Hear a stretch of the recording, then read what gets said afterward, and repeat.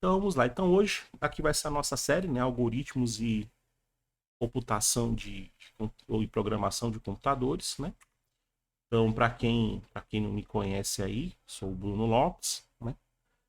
Atualmente eu sou professor universitário, né? Trabalho na Universidade de Fortaleza, aqui na cidade de Fortaleza, no estado do Ceará. Faço meu doutorado em ciência da computação, ainda não terminei, né? Espero terminar esse ano. Estamos aí correndo atrás da publicação. Mas eu faço na Universidade Federal do Ceará.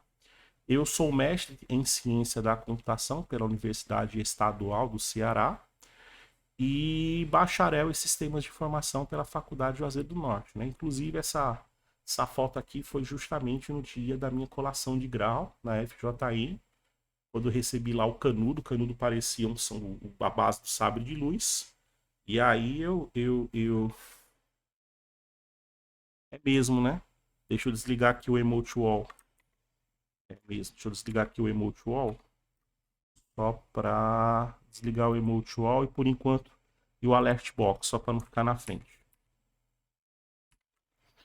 E isso aqui eu fiz um dia lá da colação de grau. Isso aqui parece que um sabre de luz, né? Aí eu peguei, fiz a pose, aí depois cheguei em casa no GIMP e aí eu fiz aqui a edição aqui para fazer o sabre de luz. Né? Então, essa aqui é a minha formação acadêmica atual. Né? Esses slides aqui que eu vou estar fazendo, eu vou estar disponibilizando depois. Não é de verdade, não. Aqui foi no GIMP, pô. Peguei o GIMP aí, tutorialzinho, fiz a edição. Só essa parte aqui que eu estou segurando que é de verdade, que é o canudo lá da colação de grau. Acho que deve estar perdido por aqui, né? Agora essa parte aqui, até a luzinha, iluminação, ela foi feita no GIMP, pô. Software livre. Né? Os slides eu vou estar depois colocando, deixando de forma pública aí, então eles estão aí na licença Creative Commons, né? Então você pode pegar e utilizar eles da forma que vocês quiserem depois, não tem problema nenhum. Eu vou estar disponibilizando o PDF deles mais na frente. E vamos lá. Vamos começar a falar um pouco sobre programas e algoritmos, né? Que uma coisa que eu vejo muito que o pessoal se confunde demais, né? Quando a ciência da computação, né, como ciência de base, né, ela se preocupa, né, em determinar o que é possível, né, resolver utilizando um computador. Basicamente, a grosso modo, essa é a razão de ser, né, da ciência da computação. Acho que eu comentei em lives anteriores, né, sobre Kurt Gödel, né, o famoso pai do Castro, né, que ele falou que não, ele tem um teorema, ele criou o teorema da incompletude, né, conhecido como teorema da incompletude de Gödel. Opa, Bruno Aken, obrigado pelo follow. Teoria da incompletude de Gödel, né? E por essa teoria da incompletude, né, ele afirma, né, provado matematicamente, que tem certas afirmações, né, que podem ser feitas, podem ser sistematizadas, que a nossa matemática não é capaz de afirmar se aquilo é verdadeiro ou se é falso. Né? Fala, Pokémon, tudo bom, meu querido? Então, o efeito prático disso é que nem todo problema, nem tudo na vida real, ela pode ser representada matematicamente. Né? Então, tem problemas que podem ser resolvidos pela matemática, tem problemas que não podem ser resolvidos pela matemática. Né? E a partir dessa. E aí surgiu a pergunta básica, né? Então, beleza, se tem problemas que não podem ser resolvidos e tem problemas que podem ser resolvidos, quais são esses problemas? Quais são as características desse problema? E baseado nessas indagações foi que surgiu a ciência da computação, como a gente conhece hoje. Né? E uma solução computacional, né? Ela é um conjunto de instruções, nada mais, sem ambiguidades, para que elas são expressas em uma linguagem de programação. Então, quando a gente está trabalhando com um problema computacional, Evelyn, obrigado pelo follow. Quando a gente está trabalhando com um problema computacional, o que nós estamos tentando ali fazer é encontrar uma solução, né? Descrevendo um conjunto de passos a ser seguidos para chegar na solução final, né? E esse conjunto de instruções que a máquina entende, que a máquina executa, quando eu falar máquina quer dizer o computador, né? É o que nós chamamos de programa, né? Então, um programa ele nada mais é do que um conjunto de instruções, né? Que baseado dentro de uma linguagem, que isso nós vamos chamar de linguagem de programação, né? Onde o computador ele vai executando passo a passo as instruções que estão postas ali para chegar em uma determinada solução, né? E um programa, né? Um programa, a gente pode desassociar dele, né? O que nós chamamos de algoritmo, que é a ideia geral da solução, né? O algoritmo ele é um passo anterior da gente escrever um programa, né? O algoritmo ela é a solução geral, a abstração da solução. E o programa de computador ele é a realização daquele algoritmo de forma que o computador ele é capaz de resolver, né? A gente pode pensar, por exemplo, fazendo uma abstração aqui a grosso modo, vamos pensar, por exemplo, numa história. Vamos pegar aqui, Branca de Neve e os Sete Anões, né? Aí tem a historinha lá da Branca de Neve, os Sete Anões, o que acontece, etc, etc, etc, certo? No momento que eu pego essa história e coloco ela impressa em um livro, né? Ali, o livro com a história, ele é uma representação daquela história, né? Nós temos a história em si, né, que conta um fato, seja verídico ou não, e quando eu pego aquilo e coloco dentro de um livro, eu tenho uma representação daquela história, né? Quando eu pego aquele livro e faço uma tradução para idioma X, Y, Z, eu crio outras representações daquela mesma história, né? O fato de eu ter Branca de Neve, Sete Anões em português, Branca de Neve, Sete Anões em inglês, Branca de Neve, Sete Anões em chinês, não altera o fato de ser Branca de Neve e os Sete Anões. Só a representação da história que está num formato diferente. E essa história pode ser um livro físico, pode ser um livro virtual, pode ser um vídeo, pode ser um desenho, não importa. A história é a mesma. Agora, a forma como eu represento aquela história é que muda, né? A mesma forma é um algoritmo, né? Um algoritmo... Fala, Tiaguinho, tudo bom? Um algoritmo, ele é uma solução geral para um problema, só que é uma solução que ela está desassociada, né, de uma linguagem de programação, né? Quando a gente pega um algoritmo e escreve numa linguagem de programação, nós estamos representando aquela solução em um conjunto de instruções, né, conhecido, né, conhecido pelo computador, que ele é capaz de poder representar isso. Ah, não posso banir aqui também, mas que coisa. Você pode sim, você tem espadinha, Morgana. Então, o Thiaguinho também. Então, o algoritmo, ele é uma coisa que ele é desassociada da linguagem de programação, né? Por isso que é muito comum você ver, quando você aprende a programar em uma linguagem, você consegue migrar para outras. Não é o fato de você aprender uma linguagem que faz você ir conseguir para outras. É o fato de você começar a entender os algoritmos, entender como é que se cria uma solução algorítmica, e aí você consegue representar essa solução em diversas linguagens de programação. Então, um algoritmo, ele é uma solução independente de linguagem de programação. Então, você tem um problema, dado um problema, você vai criar um algoritmo onde ele é uma solução que é independente de linguagem de programação, né? E a linguagem de programação é só uma forma de representar essa solução de forma que o computador seja capaz de executá-la, né? E como toda solução, né, com a abstração básica do computador, né, o computador é uma máquina, que ela espera um conjunto de entradas, né, e ela vai te dar uma saída, ou um conjunto de saídas, dependendo do problema, e entre a entrada e a saída você tem ali a unidade de processamento, né, que a gente chama de CPU, né, Central Processing Unit, né, a unidade central de processamento, né. Então, a unidade central de processamento ela recebe as entradas do problema, ela vai executar ali a computação, né, que é executar a série de passos do seu algoritmo expressos em uma linguagem de programação, e ao final desse algoritmo ele vai te dar uma saída, que supostamente é a solução daquele problema. Parece uma coisa óbvia, que eu tô falando, mas é uma coisa óbvia que geralmente quem está começando não se atenta para esse detalhe. Simplesmente já abre aqui a IDE, eu vou aprender a linguagem de programação X e já tenta ir para a linguagem de programação X. Sendo que o fato de você programar mesmo, ir para a mão na massa, é o último passo que você tem que fazer. Né? Você tem que primeiramente pegar e entender o problema que você está trabalhando. A gente vai falar mais sobre isso. Então, ele sempre vai trabalhar com essa abstração. Você tem o computador, nada mais é do que uma máquina, ele tem um conjunto de entradas, tem a central de processamento e você tem a saída. Né? E a central de processamento é a nossa CPU com a memória RAM. Né? Se a gente fosse representar isso, né, em forma visual, eu estou querendo fazer, você tem aqui as entradas, né?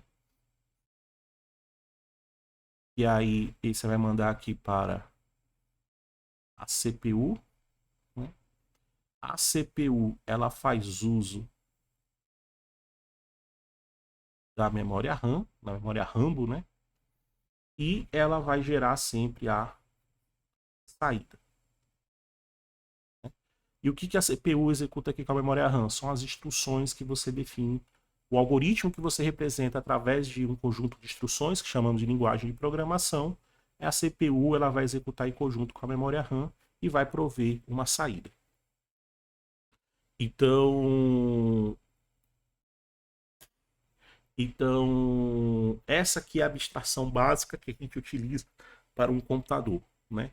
Sempre vamos ter um conjunto de entradas, nós vamos ter o passo de computação, que é realizado pela CPU, e depois a saída, suposta saída do programa. Por que a suposta? Porque não necessariamente você dá um conjunto de entradas, ele vai dar a saída correta. Né? A gente vai ter que analisar a corretude do nosso algoritmo.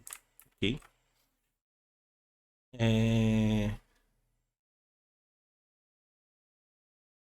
Então vamos lá.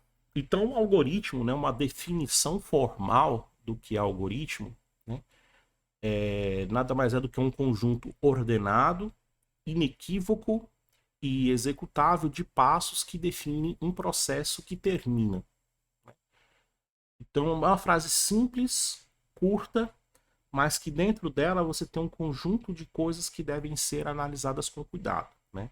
Primeiramente, aqui a palavra ordenada. Né? Um algoritmo é um conjunto ordenado, ou seja, como é um conjunto de instruções que devem ser postas, né, umas seguidas das outras, né, então você tem uma ordem de execução dessas. Opa, Vidkin, obrigado pelo follow. Você tem um conjunto, você tem que colocar essas instruções numa determinada ordem para poder se alcançar um determinado objetivo. Né? Então, um algoritmo, você tem um conjunto de instruções e eles seguem uma ordem lógica. Né? Você não coloca as instruções do jeito que você quer. Né? Elas têm que ser postas de uma forma que você consiga alcançar o objetivo esperado. Também ele é inequívoco, o que significa ser inequívoco, que não existe ambiguidades. Né? Um algoritmo, né, os passos que ele vai ter que executar, né, não pode haver sentido duplo. Né? Quando ele fala ambiguidade, que não pode ter sentido duplo. Você não pode ficar, eu acho que ele quis dizer isso, ou eu acho que ele quis dizer aquilo.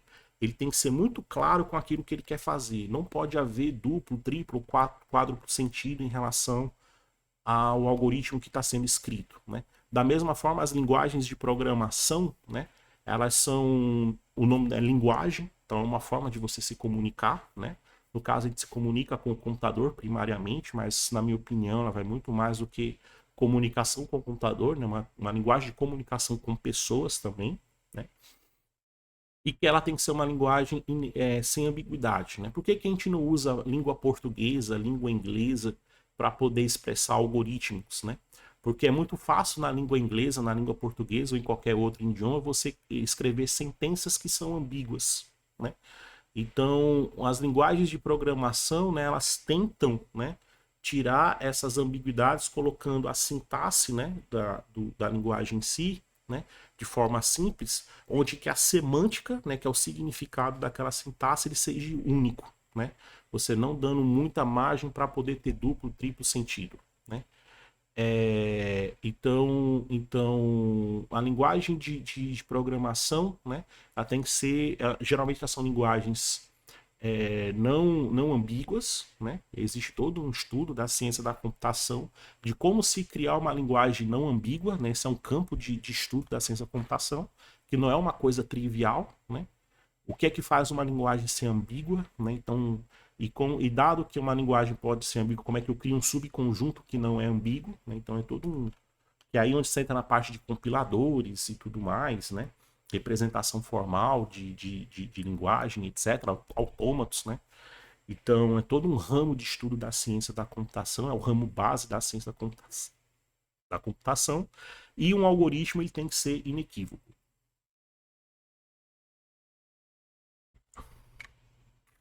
Também o algoritmo tem que ser executável.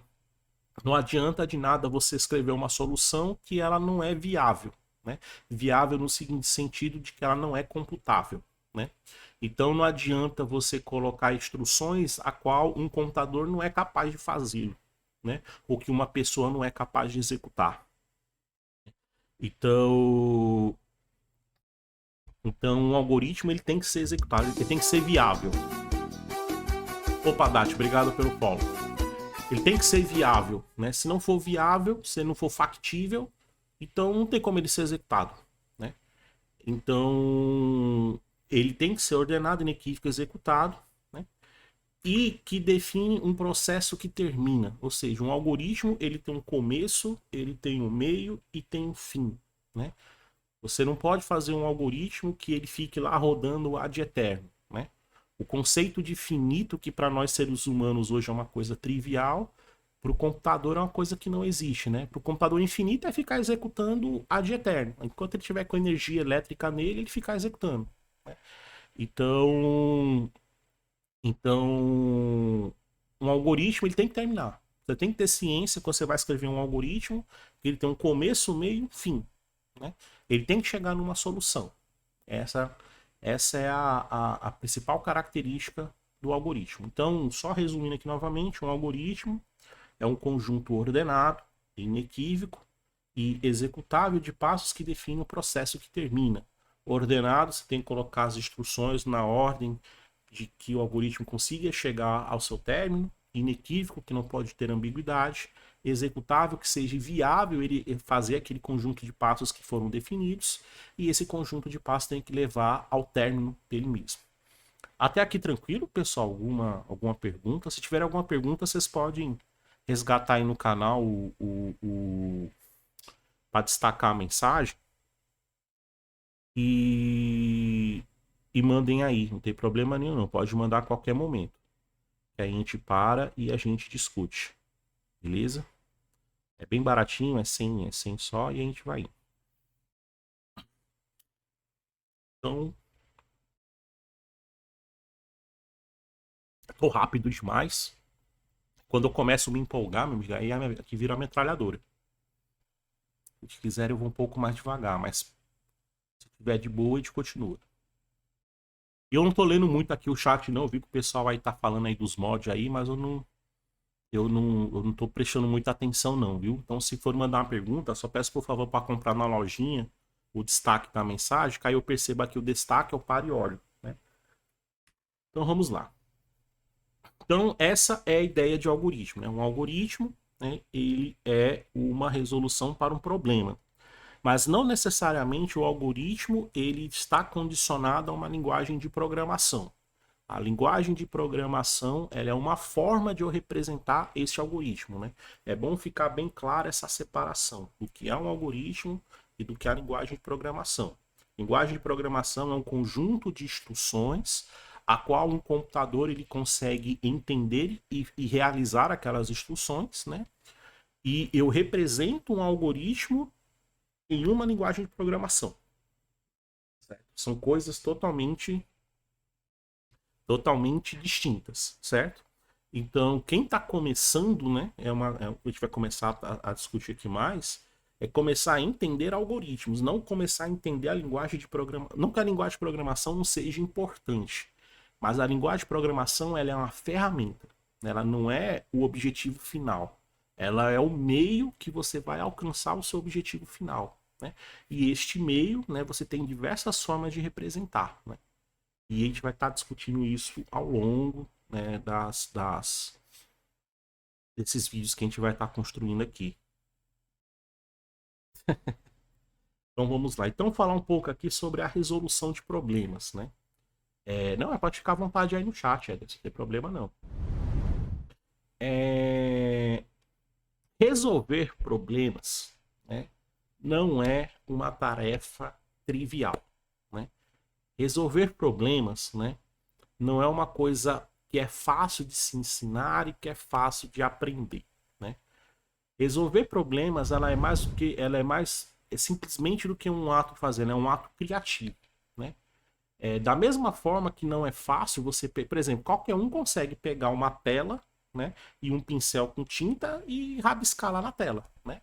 Agora, saber pegar aquilo ali e fazer um desenho, né, que todo mundo olha e fala, olha que desenho legal, que bacana e tal, são poucos, né?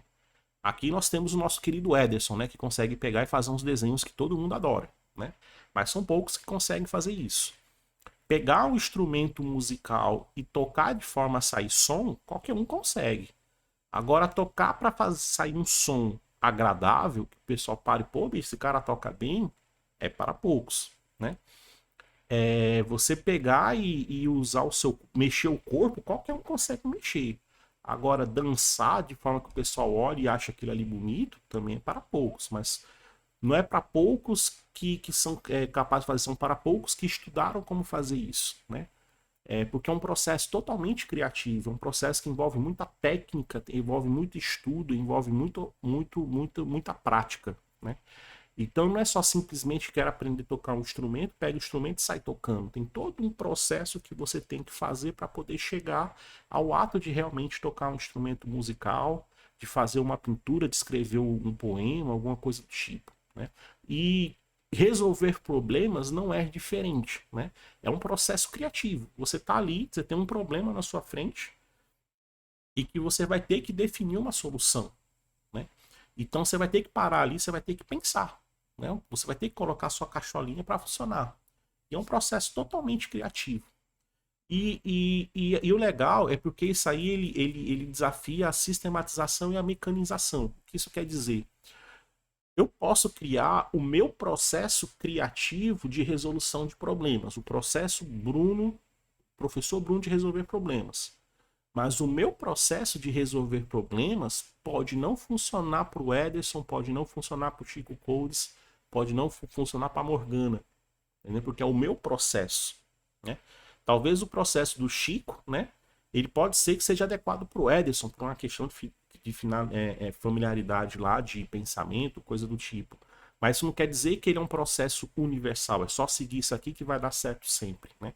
Cada pessoa tem a sua forma de pensar, cada pessoa chega às mesmas conclusões por caminhos diferentes, porque nós temos vivências distintas.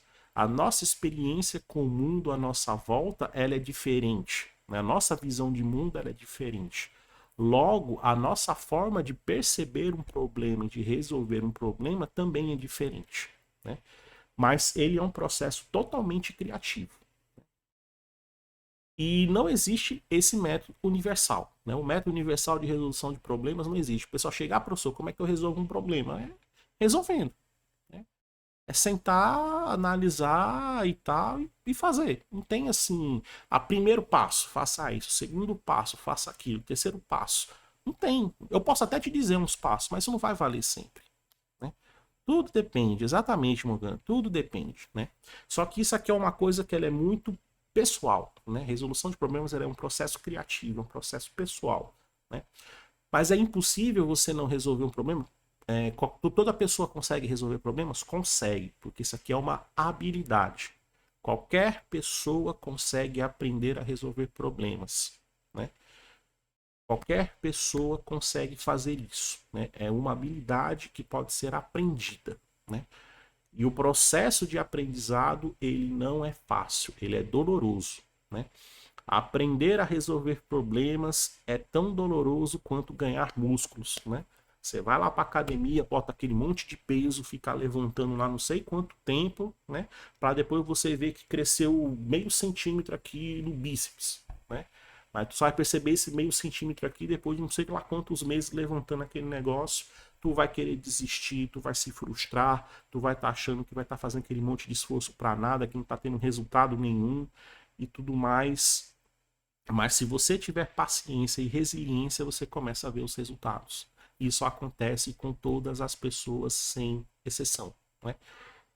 O processo criativo, ele é tão penoso de aprender quanto ganhar músculos, como aprender a tocar um instrumento musical, como aprender qualquer outra coisa nessa vida. Né? Tudo na vida, né, que requer treinamento, ele é penoso. Né? No pain, no gain. Né? Sem dor, não há ganhos. Né? Sempre é assim. Né? Agora você pode controlar os seus sentimentos, né, para poder dominar a situação e ir continuando, né? Você vai se frustrar? Vai, mas pô, bicho, beleza, me frustrei, mas mesmo assim, deixa eu continuar, meter a cara. E vai indo, pô, e vai indo, né? O ser humano nasce com a vontade inapta de aprender, né? O ser humano, eu vejo pelo meu menino, 4 anos de idade, né, e que ele tá aprendendo constantemente. Ele olha, vê uma coisa nova, vai lá e tenta reproduzir. Né? Ele não sabe nem ler, ele não sabe nem ler direito. Né? E já liga o computador ali e abre o joguinho para jogar. Só vendo eu e a mãe como a gente liga o computador e faz as coisas. Ele só de olhar ele aprendeu e replica aquilo ali. Né? E quando ele não sabe uma coisa ou outra que chega, não, Heitor, é assim, assim, assim que você tem que fazer, ele vai lá e faz. Tá entendendo? A gente nasce com essa habilidade inapta de querer aprender, né? A gente só perde ela com o passar do tempo. E a criança, o legal dela é que o fato dela não conseguir fazer, ela não se frustra, ela fica tentando, tentando, tentando, tentando, tentando, e quando ela não consegue, ela vai, papai, vem aqui me ajudar que eu não tô conseguindo. Mamãe, vem aqui me ajudar que eu não tô conseguindo. Ela assume que não tá conseguindo, ela assume a limitação dela e chama ajuda, e ela não tem vergonha por isso, né? Só que nós, à medida que crescemos, nós aprendemos que isso é ruim, né? E chega um momento que a gente tem dificuldade, que a gente tem as frustrações, mas não para pedir ajuda porque acha que isso é uma coisa ruim, que é uma coisa de pessoas fracas, mas muito pelo contrário, é condição natural do ser humano, né? Nós somos seres que nasceu com vontade de aprender, né? E a gente acaba perdendo essa capacidade com o passar do tempo, a capacidade de querer aprender, né? De que isso é legal, de que isso é prazeroso, né? Quando a gente entra na escola, né? A minha crítica em relação à escola, né? Que é essa abordagem pedagógica de que tem que ser feito, tem que estar naquele molde ali, tem que ser daquele jeito, se não for tá errado, perde ponto e tá reprovado, nos faz perder essa capacidade de querer buscar e tentar alternativas. Né? E dentro desse contexto, né, já que não é um processo unificado de resolução de problemas, né, se não existe um processo universal de resolução de problemas, nós vamos partir da onde? Porque computação, né? Quando eu falo computação, estou falando ciência da computação primariamente, né? E isso nos leva à programação de computadores, né? Porque já que eu vou resolver problemas computacionais, implica dizer que eu vou escrever código. Eu vou escrever código em uma linguagem de programação, né? E esse código vai resolver um problema. Então, se é um processo criativo que não existe um método universal, nós vamos a partir de que ponto para começar a estudar isso aqui? Né? E a premissa que eu vou estar utilizando a partir desse momento para poder falar sobre resolução de problemas vai ser só a premissa de entendimento. Né? No meu ponto de vista e no ponto de vista de muitos autores da área, né? Você só consegue escrever um algoritmo que resolve um problema a partir do momento que você entende o problema que você quer resolver. Né? Se você não entende o problema, você não consegue escrever um algoritmo. E se você não consegue escrever um algoritmo, você não consegue programar um computador. Né?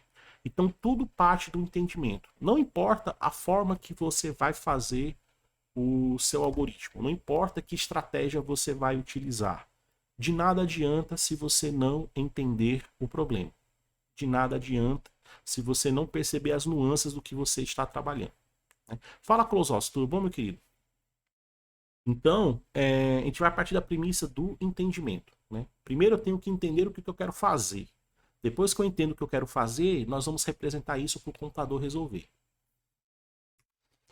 Então, a gente vem aqui, seria essa fase de definição do problema. Como é que eu defino o problema? Como é que eu ataco um problema? Né? Partindo da premissa que para você ter sucesso, né, na resolução de um problema computacional, você tem que você tem que entender o problema, né? Então, não adianta você querer avançar, né? Querer ir logo programar isso, seja na linguagem X, Y, Z, né? Se você não tiver o entendimento dele, né?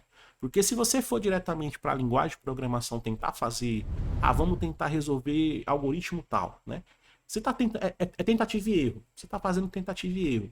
Vou tentar isso, dá errado. Agora vamos tentar isso, vai dar errado. Vou tentar isso, vai dar errado. E vai ficar nesse ciclo vicioso de tentativa e erro. Né?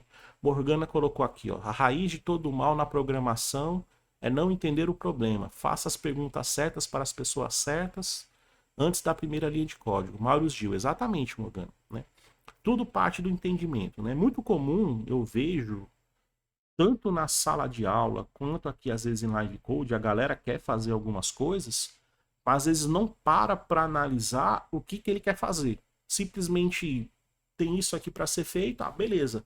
Vamos abrir aqui a IDE e vamos programar. E começa a escrever, vai colando o código do Stack Overflow, né? Ctrl+C, Ctrl+V, Ctrl+C, programação orientada a Stack Overflow, né? O cara vai, abre Stack Overflow, Ctrl+C, Ctrl+V, cola aqui, cola ali, vê as soluções prontas da galera e quando roda lá dá problema, não funciona e começa a xingar a linguagem de programação, e xinga o computador, xinga a IDE, xinga tudo, porque o que ele está fazendo é um processo de tentativa e erro, tentativa e erro. Full Stack Overflow, exatamente, Full Stack Overflow Developer. Né? O cara tá tentando e errando, tentando e errando, tentando e errando. E ele não parou para fazer a coisa mais básica, que é entender o problema, né? Que é entender o problema. E quando você começa a fazer isso, né? Você primeiro que você faça a fase preliminar de entender o problema, né? Você vai começar a se perguntar, opa, Kevin Dias, obrigado pelo follow, Gando, obrigado pelo follow, né? O problema de tudo é levar isso para a vida profissional. Difícil é. Cap, programa aí, depois eu te passo o que o sistema tem que fazer. Exatamente, Klosowski. Exatamente. Então, você tem que ter essa fase preliminar, que é a fase de definição do problema, né? Então, nessa fase, você tem que primeiramente parar e falar o que deve ser feito, né? O que eu tenho que fazer? Tá aqui o problema. O que eu quero resolver? Aonde é que eu quero chegar? Qual é o meu objetivo? Você tem que ter muito claro esse objetivo na sua cabeça. E quando esse objetivo não estiver claro, né, você não vai conseguir sair do canto. Né? E isso é uma coisa até que é engraçado, que vale para a vida. Né? Você tem que ter muito claro que você vai tomar um algoritmo, nada mais é do que uma tomada de decisão. Né? Você está definindo um conjunto de passos para a tomada de decisão. Né? Só que você está generalizando essa tomada de decisão. E quando você tem muito claro na cabeça o que deve ser feito, naturalmente você começa a escrever essa solução. Né? Mas se você não tiver claro o que deve ser feito, aonde você quer chegar, o que você quer alcançar, você não vai conseguir escrever nada. Então a primeira coisa é entender o que eu quero resolver. O que eu quero resolver. Né? Depois que você entende, entendi, eu quero resolver isso aqui. Aí é complicado, Klosowski, é complicadíssimo. Então você tem que primeiramente entender. Depois que você entende o que você quer, aí você vai, agora beleza, eu quero isso. Como que passos eu vou tomar para poder chegar a esta solução? Né? Aí fica mais fácil de você poder analisar, porque você vai começar a escrever o seu algoritmo sabendo que o mesmo tem que chegar neste processo final. Você já sabe qual é o objetivo. E agora você tem que só definir o que eu tenho que fazer, dado o conjunto de entradas que eu tenho do problema. O que eu tenho do problema? Do problema eu sei fato A, fato B e fato C. Né? Dado esses fatos, né, esse conjunto de entradas, o que deve ser feito para poder alcançar este objetivo. E aí você começa a escrever o conjunto de passos, né? E quando a gente começa a pegar do problema, a gente tem que realmente extrair, né, o conjunto Opa, Sampaio Leal, obrigado pela raid, meu querido. Obrigado pela raid, Sampaio. Valeu, valeu, valeu, valeu. Daqui a pouco a gente comemora. Então, dentro desse conjunto, me perdi aqui um pouquinho. Vamos lá. Quando você tem, claro, o objetivo a ser alcançado, né? Você vai definir os passos do problema, né? Você já começa a definir as operações que o computador deve executar para alcançar esse objetivo, né? E o grande problema é que, às vezes, a declaração do problema ela é imprecisa ou pode ser ambígua, porque geralmente o problema, né, um problema a ser resolvido, ele é escrito em linguagem natural. Quando falar linguagem natural, estou me referindo a português, estou me referindo a inglês ou qualquer outro idioma comumente utilizado. E muitas vezes, quando se é escrito o problema, né, ele é escrito de forma ambígua, né? Você pode entender 2, 3, 4 coisas distintas, né? Tanto que na ciência da computação, os problemas clássicos que a gente estuda, né? As definições deles ele já evitam ambiguidade, mas quando você vai para o mundo real, quando você vai entrar numa empresa para resolver problemas reais, as coisas não vão vir bonitinhas. Olha, eu quero isso, eu quero aquilo. É como o Klosowski falou aqui, né? Que teve uma reunião para definir aqui um banco de dados e os caras não têm ideia nem do que queria. Os caras falaram, eu quero isso. Não sei o que é isso, mas eu quero, né? O mundo real ele é assim.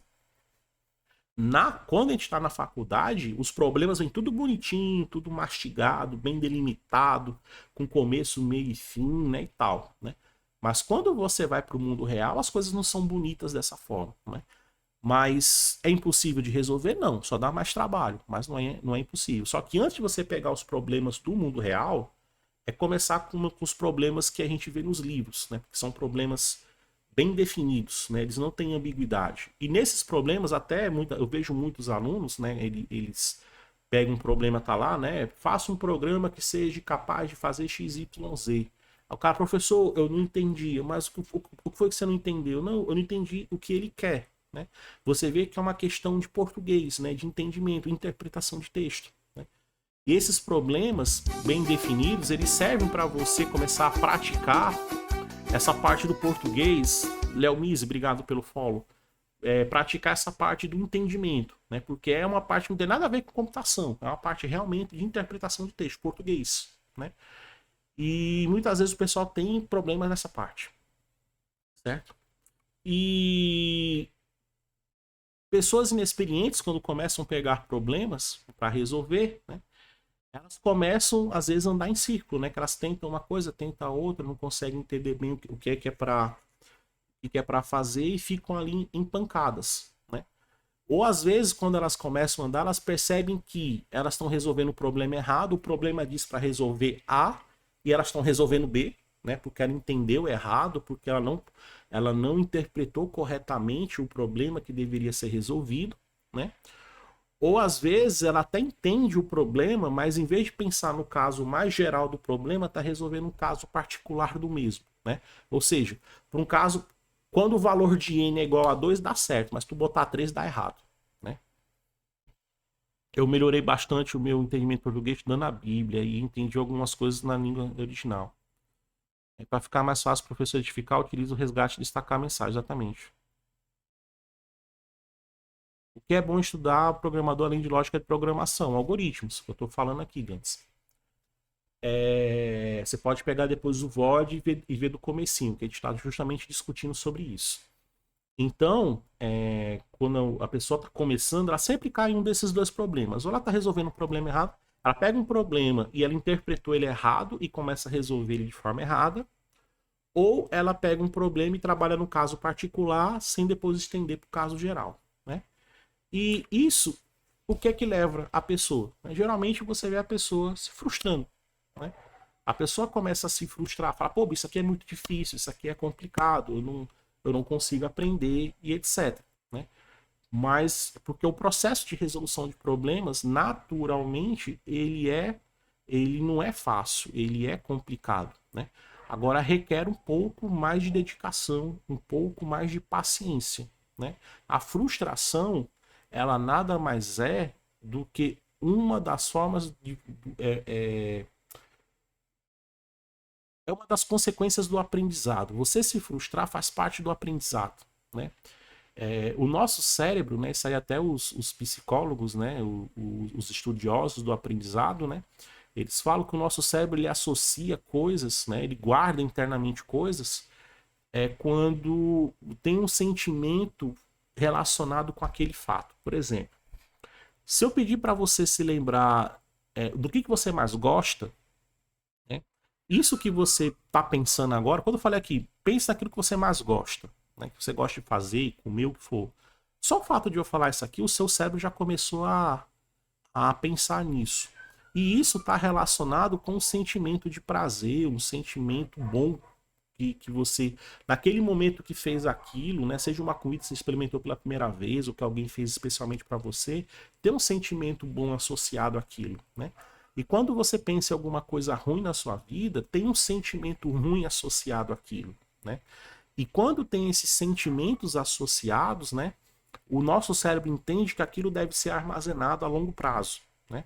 Porque as coisas boas, ele armazena aquilo ali para que é para você sempre estar buscando o prazer, repetir aquelas coisas boas sempre, né? E as coisas ruins ele guarda como forma de defesa, né? Se aquilo ali foi ruim no momento naquele momento da sua vida, logo vai ser ruim no momento futuro. Então ele guarda esse sentimento com isso, né? E quando você está estudando que se sente frustrado, esse sentimento de frustração, você pode utilizar ele tanto para o bem quanto para o mal. Se você, por estar frustrado, não quero mais saber disso, não vou estudar e etc., o seu cérebro vai entender que isso não é importante e você não vai conseguir aprender. Isso é processo natural. Ou você pode pegar o processo de frustração. Se eu estou me frustrando, é porque eu estou chegando num ponto que eu não entendo, então estou indo no caminho certo. Então deixa eu continuar aqui para avançar para frente. Porque a frustração é o cérebro dizendo, pô, bicho, eu não sei isso aqui, eu não consigo avançar, eu preciso de mais alguma coisa para poder entender isso aqui. Me dê mais elementos, né, para que eu consiga criar as sinapses corretas para começar a entender isso aqui. Então, o sentimento de frustração ele é natural. Todas as pessoas que estão estudando, elas vão se frustrar. Isso acontece comigo, isso acontece com qualquer outra pessoa. Hoje mesmo, estava aqui estudando as coisas com Vue.js, né? E não estava saindo, não está saindo. Eu estava fazendo aqui, não está saindo. Né? O que geralmente eu faço? Né? Eu deixo de lado, vou fazer outra coisa quando estou com a cabeça tranquila. Porque não adianta você de cabeça quente, você está resolvendo um problema e não está conseguindo, qual é a minha receita de bolo? Isso é a minha receita. Funciona para todo mundo? Não. Mas funciona para mim. Estou tentando resolver um problema. Eu não estou conseguindo resolver o problema. O que eu faço? Deixo ele de lado por um tempo. Deixo ele de lado. Salve, Ratones. Tudo bom, meu querido? Deixo ele de lado. Né? Depois que eu estou com a mente tranquila, aí não, deixa eu pegar esse problema aqui de novo. Né? E é o interessante que quando eu faço isso, eu já começo a olhar para ele de outra forma. Eu consigo perceber coisas que eu não percebia antes quando estava de cabeça quente. Entendeu? E quando estou de cabeça quente resolvendo um problema, eu quero resolver e não começo a analisar mais as coisas direito. E quando eu dou esse tempo, né? E depois eu volto pro problema, aí eu começo a perceber coisas que eu não tinha percebido antes. Né? Opa, Valéz, obrigado pelo follow. E eu me lembro bem que no meu quando estava fazendo mestrado, né? Eu até comentei aqui às vezes com o pessoal, estava fazendo um interpretador de uma linguagem de políticas. João Ruf, obrigado pelo follow. Nesse momento da interpretação que eu estava fazendo, estava faltando um pedacinho, que era como representar. Eu criei uma lógica, né? Eu fiz uma prova matemática, uma prova matemática dizendo que a minha linguagem estava correta, e tinha um determinado pedaço dessa prova matemática que eu não sabia como representar na linguagem que eu estava usando. E eu passei 3 meses pensando em como fazer isso. 3 meses do meu mestrado eu gastei perdendo como é que eu vou representar isso, né, numa linguagem. E E engraçado, eu tava um dia aqui em casa, né? Quebrando a cabeça com isso já. Aí eu falei, não quer saber de uma coisa? Deixa aqui quieto e vou tomar um banho, né? E quando eu saí para tomar banho, obviamente eu deixei aqui o computador do lado, mas a cabeça fica, né, no problema e tal. E eu tomando banho, me lembro que eu tava passando shampoo, né? Não tenho nem cabelo, mas eu passo o shampoo no resto que tem aqui. Opa, João, beleza? No resto do cabelo que tem aqui, eu passo um shampoozinho. Quando eu tava passando o shampoo e tal, eita, será que isso aqui dá certo? No meio do banho me veio a cabeça aqui uma solução. Será que isso dá certo? Eu só simplesmente fechei o chuveiro, nem tirei o shampoo, só passei a toalha aqui na cintura, vim pro computador e fiz o teste. E deu certo.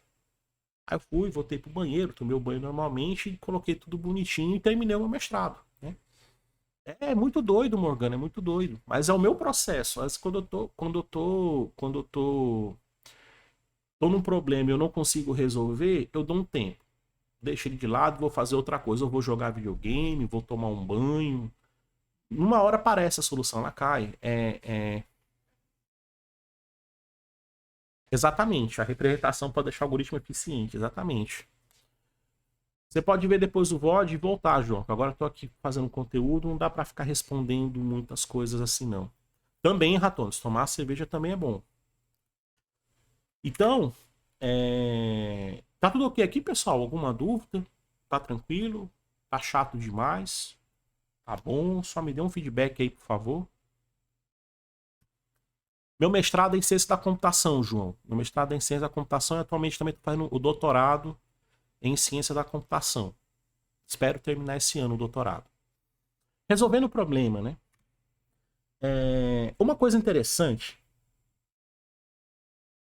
Lembro de um BO que eu tive na startup. Não, é assim mesmo, Catones. É sempre assim.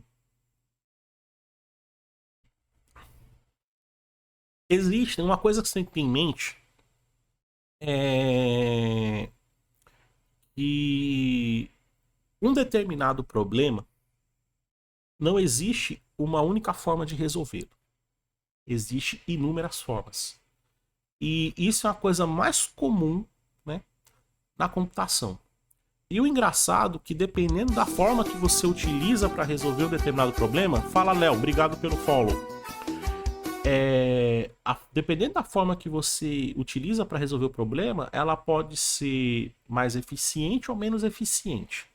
Né? Mas o mais interessante quando você começa a entender algoritmos, estudar algoritmos, é que você começa a ver que um determinado problema existe inúmeras maneiras de se resolver. Obviamente existe aquela forma que é a mais tradicional, mas não significa dizer que ela é a única.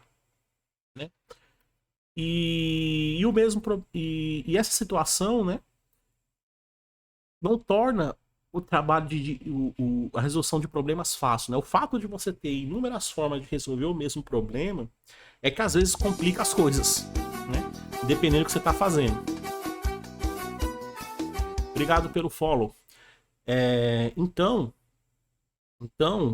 às vezes você tem diversas formas de fazer e às vezes se sente perdido. E às vezes chega no problema quando a gente está estudando no mestrado, no doutorado, que a gente trata com problemas que às vezes tem uma solução, mas a gente está pensando em resolvê-lo de uma outra forma, que ali você tem que desenvolver alguma coisa inicial, né?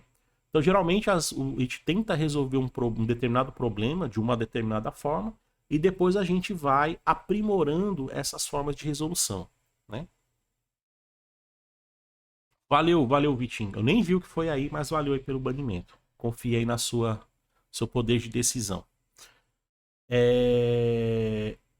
E às vezes, quando você tem diversas formas de alcançar o mesmo objetivo, você fica naquela encruzilhada. Para qual que eu vou? Qual forma que eu vou seguir? Né? O que que se eu tenho caminho A, caminho B, caminho C, por qual deles eu vou andar para poder chegar nessa solução? E às vezes a pessoa trava nesse momento. As pessoas às vezes se travam nesse momento. Né?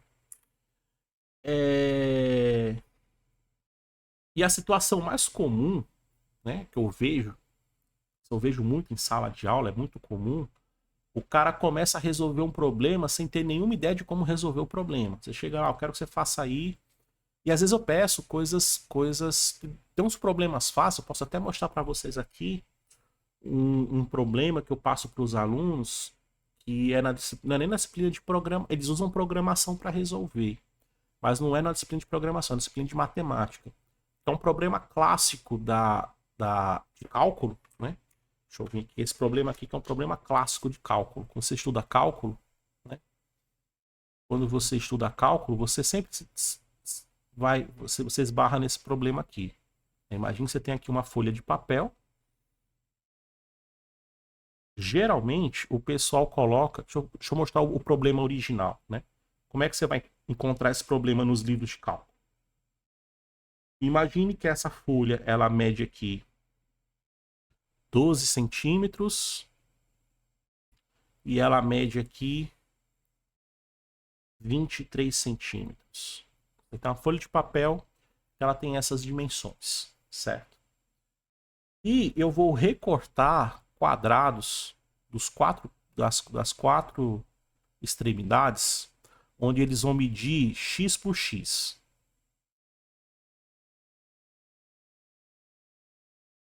Todos eles são quadrados de tamanhos iguais. De forma que, quando eu recortar esses quadrados, eu vou ter como resultado um negócio parecido com isso aqui.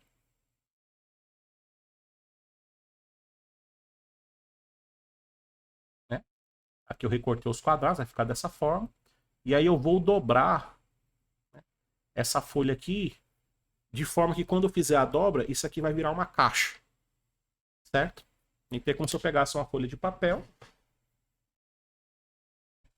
Pegar aqui uma folha de papel. Recorto o quadrado de cada uma das pontas. E quando eu dobrar isso aqui, dobrando essas duas extremidades aqui e essas duas aqui, eu vou gerar uma caixa de papel a partir de uma folha de papel. Aí, o que se pede quando você está estudando isso lá no cálculo, né?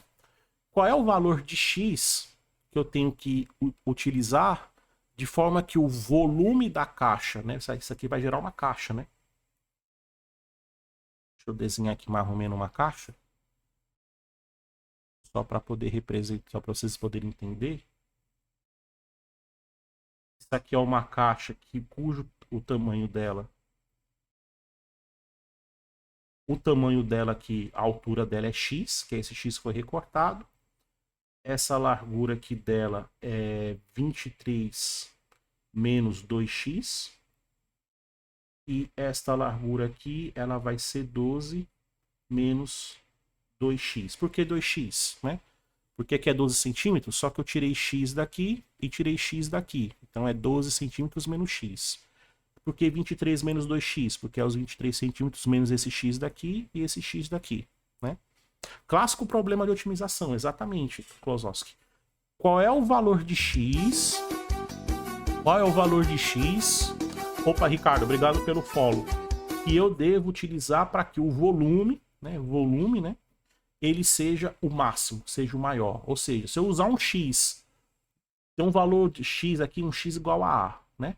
Se eu utilizar A mais 1, o volume ele é menor do que se for só o A. E se eu usar aqui A menos 1, também o volume ele é menor. Existe um valor aqui de A que ele é ótimo.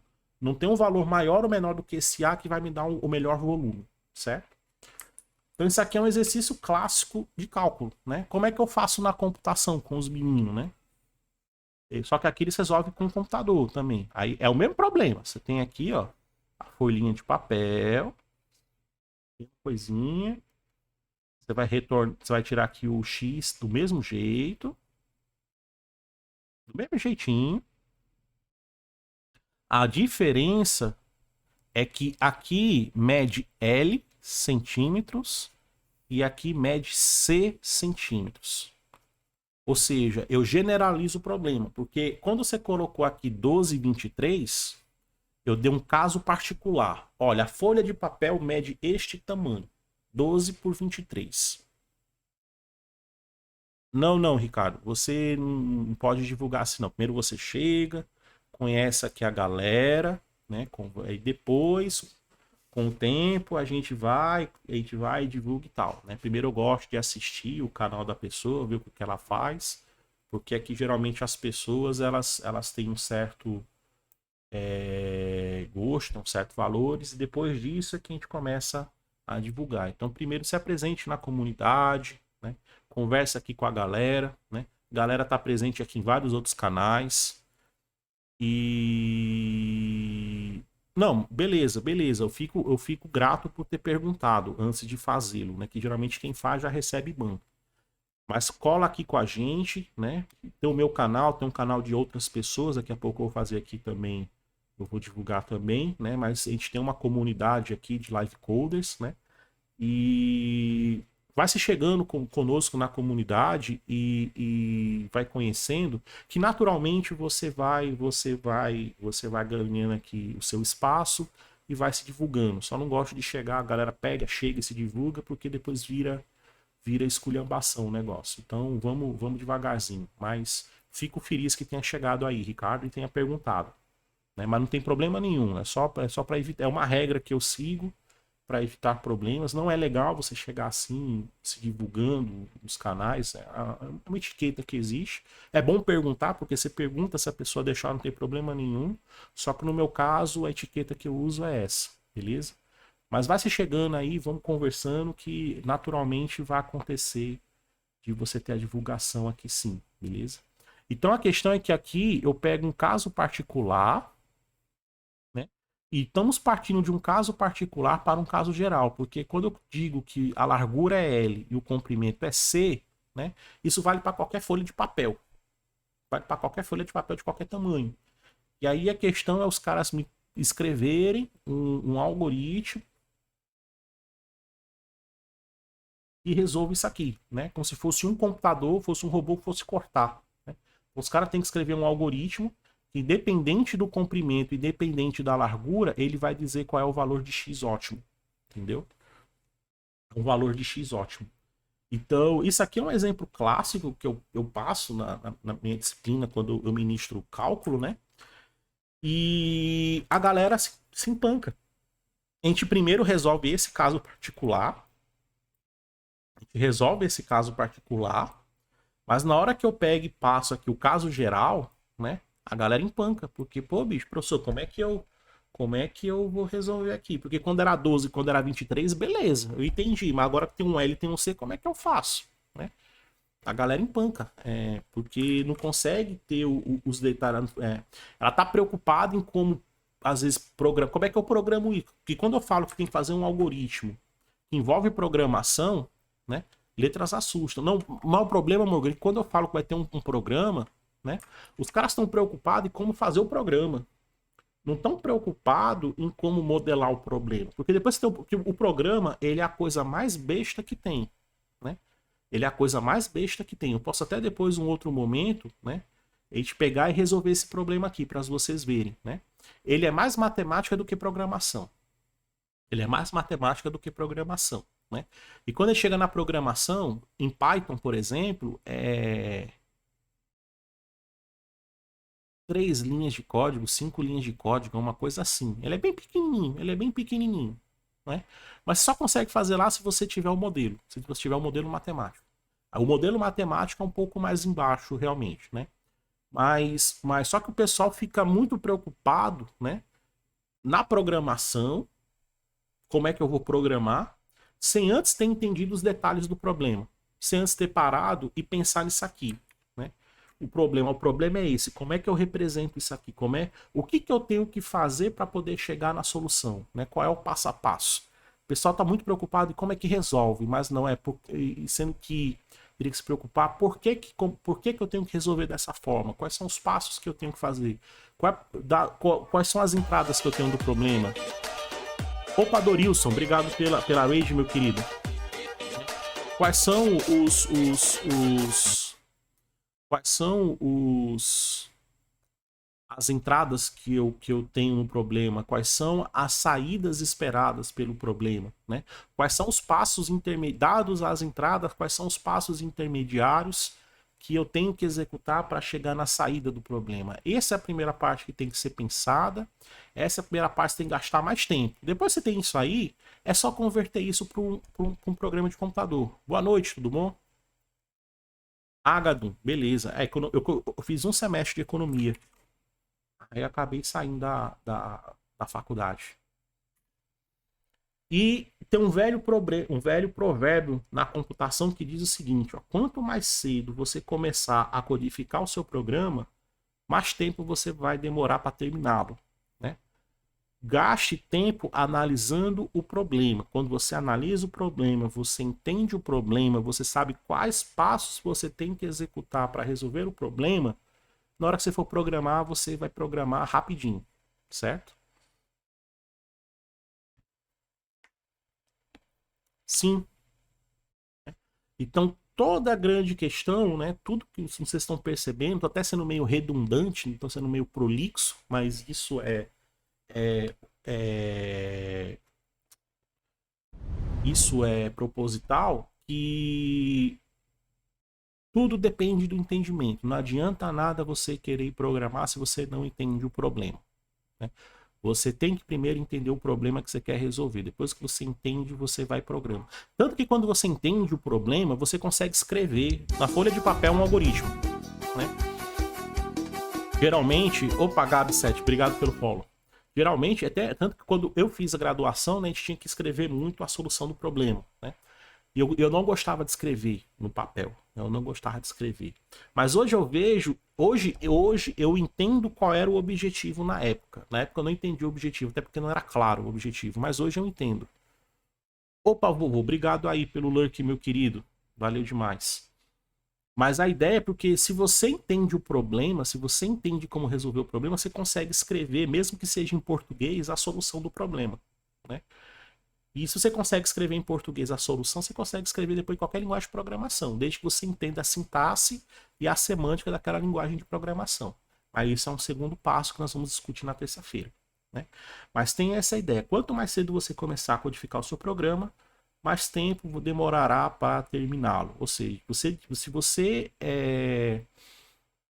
não gastar tempo analisando o problema e querer logo resolver o programando, você vai ficar muito tempo lá programando e não vai sair do canto, porque você não fez o básico, que é entender o problema, né? E geralmente quando a gente trabalha, né, com algum problema, né, o ideal é a gente começar a trabalhar com exemplos específicos de problema, né, que é o nosso tópico aqui que a gente vai estar trabalhando. Aqui estou em qual? O uso de problemas específicos, né? Geralmente quando a gente está travado na resolução de algum problema, né, existem alguns truques, alguns macetes que a gente pode estar. Importante essa frase, entender a sintaxe e semântica da linguagem. Exatamente, Adoris. Sintaxe e semântica, né? As duas coisas não estão desassociadas, elas são juntas. Não adianta nada você saber a sintaxe se você não entende a semântica, né? Então, o algoritmo, ele é fora da linguagem de programação, é uma coisa mais abstrata. Linguagem de programação é a realização desse algoritmo. E você só consegue escrever se você entender a sintaxe e a semântica da linguagem de programação. Essa é a ideia. Mas isso a gente vai discutir mais na frente com mais detalhes. Então é comum quando a gente está resolvendo alguns problemas, a gente ficar travado. A gente está ali, pô, bicho, e agora? Eu tô conseguindo sair do canto. O que eu faço? Né? E os cientistas da computação, né, com o passar do tempo, eles foram desenvolvendo alguns macetes e alguns truques que ajudam a resolver alguns problemas, né? E de forma dá para você aplicar em diversos problemas, esses macetes, esses truques, né? Uma das coisas que facilita no processo de entendimento de um problema é você iniciar com um caso específico, né? Por exemplo, esse aqui, ó. Se eu passar dessa forma LC, né, uma largura L e um comprimento C, você pode começar, vou chamar L, inicialmente para analisar, eu vou chamar aqui L de 10 e C vou chamar de 20. E começa a resolver esse problema. Entendeu? Resolvi com 10 e com 20. Agora vamos fazer o seguinte, L vai ser igual a 15 e C vai ser igual, né? Vou colocar aqui, ó, C igual a 30. Resolve para 15 e 30. E tenta com esses casos específicos entender uma metodologia que, dependente do valor de L e do valor de C, seja válida, né?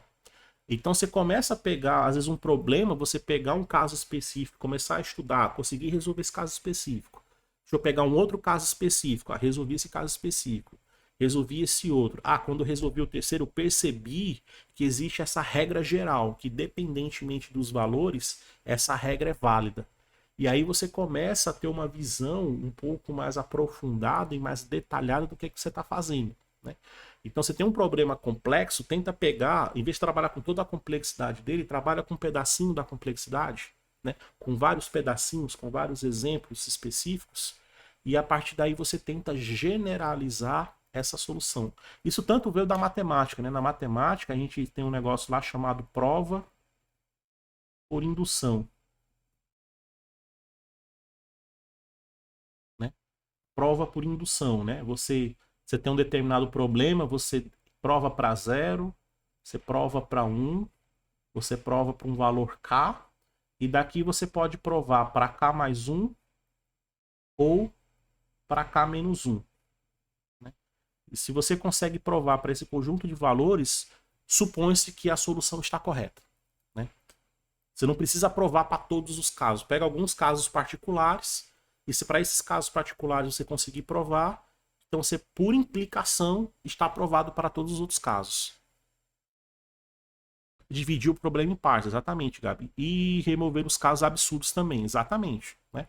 Às vezes, os absurdos a gente trabalha depois, né? Vamos primeiro entender fazer o feijão com arroz, né? Como o pessoal diz no futebol, né? Não importa se você ganha de 10-0 fazendo drible e gol bonito, ou se você ganha de 1-0 com gol contra do adversário, né? No final das contas, vale 3 pontos na tabela a vitória, né? Então vamos primeiro garantir os 3 pontos, depois a gente vai deixando o negócio mais bonitinho, mais ajeitado e tal, né? Primeiro vamos entender aqui para garantir os 3 pontos, né, na tabela. Então a matemática tem essa ideia de prova por indução. Eles têm um problema grande para provar, eu quero provar, porque na matemática tudo tem que ser provado, né? E os matemáticos têm algumas técnicas de prova, né?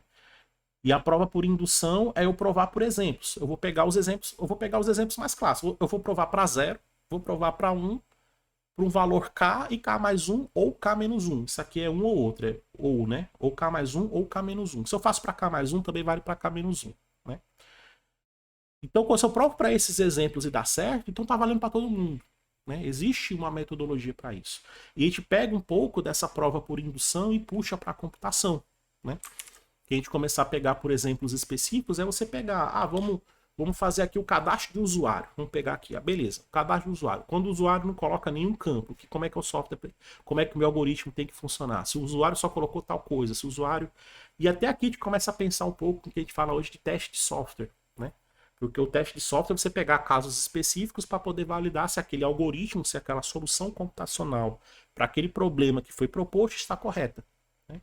Então aí você começa a ver as coisas fazerem link com teste de software, entre outras coisas, que o pessoal fala que é muito importante, às vezes a gente não vê a importância disso, né? E essa abordagem de você focar num problema particular, ela pode fornecer, tá errado aqui tem que ter um F, foi um erro meu de grafia, o apoio necessário para você fazer uma solução mais generalista, uma solução mais global para um determinado problema. Só que, contudo, entretanto e todavia, não se pode abusar desse método para solucionar problemas, né? Pois é muito fácil, né? É muito comum.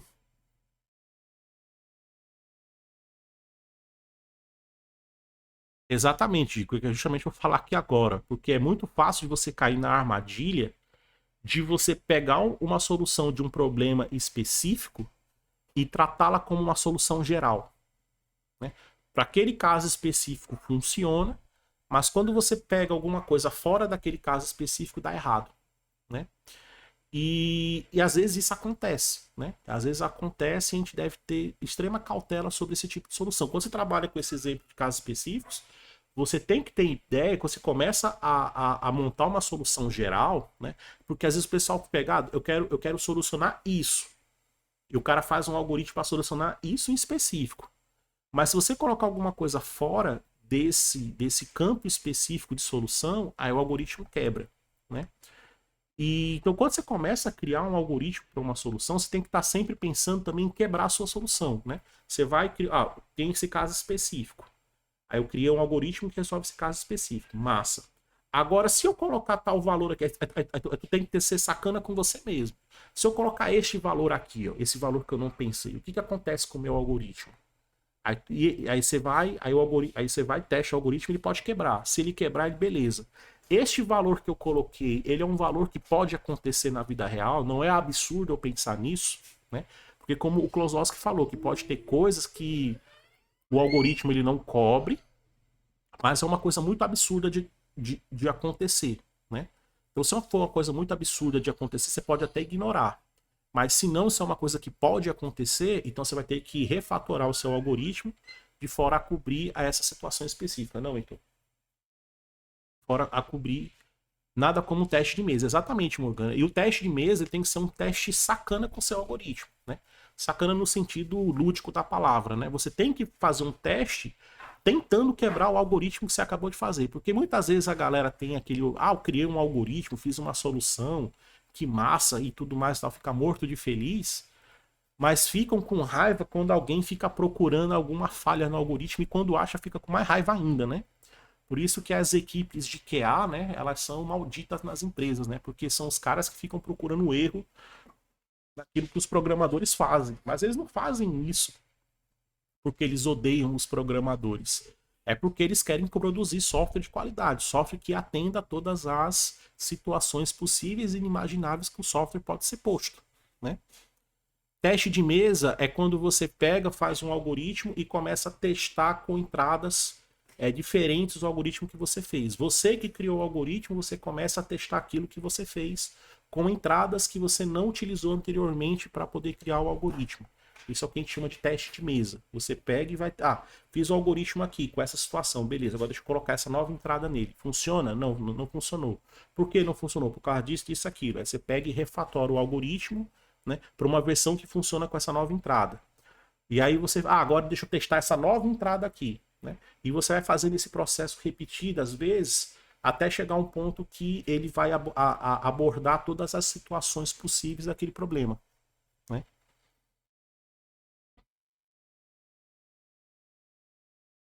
Exatamente, Adorilson, exatamente. Exatamente. O QA salva a gente de uma bronca futura, exatamente. Porque, às vezes, é natural, é natural. Nós, seres humanos, não vamos conseguir sempre pensar em todas as situações. Né? Se partirmos do princípio que o ser humano ele não tem um pensamento perfeito, que o pensamento do ser humano contém falhas, logo, aquilo que nós fazemos também vai conter falhas. Né? Isso é inerente do ser humano. Nós não somos seres perfeitos. Logo, aquilo que fazemos também não será perfeito. Né? E a ideia de você criar, de você testar o software é justamente detectar essas imperfeições, né? Porque um software, né? Altos papos aqui, exatamente. Porque um software não é só simplesmente um somador de números, né? Você pode pegar um software e pode estar controlando um sistema de controle de bordo de um avião, né? Um sistema de controle de voo de um avião. Ele pode estar controlando o sistema de controle lá de freios de um carro, né? Ele pode estar controlando lá uma usina nuclear, né? Então, só praticamente o ser humano ele utiliza software para tudo que é coisa hoje em dia, né? E tem coisas que o software ele é utilizado que se ele não estiver bem escrito, se ele não estiver bem testado, pode ocorrer de ter vidas humanas estarem correndo risco com isso, né? E então é uma responsabilidade muito grande quem codifica software, entendeu? Às vezes uma linha de código errada pode ser a falência de um banco, pode ser a destruição de uma empresa, né? Então,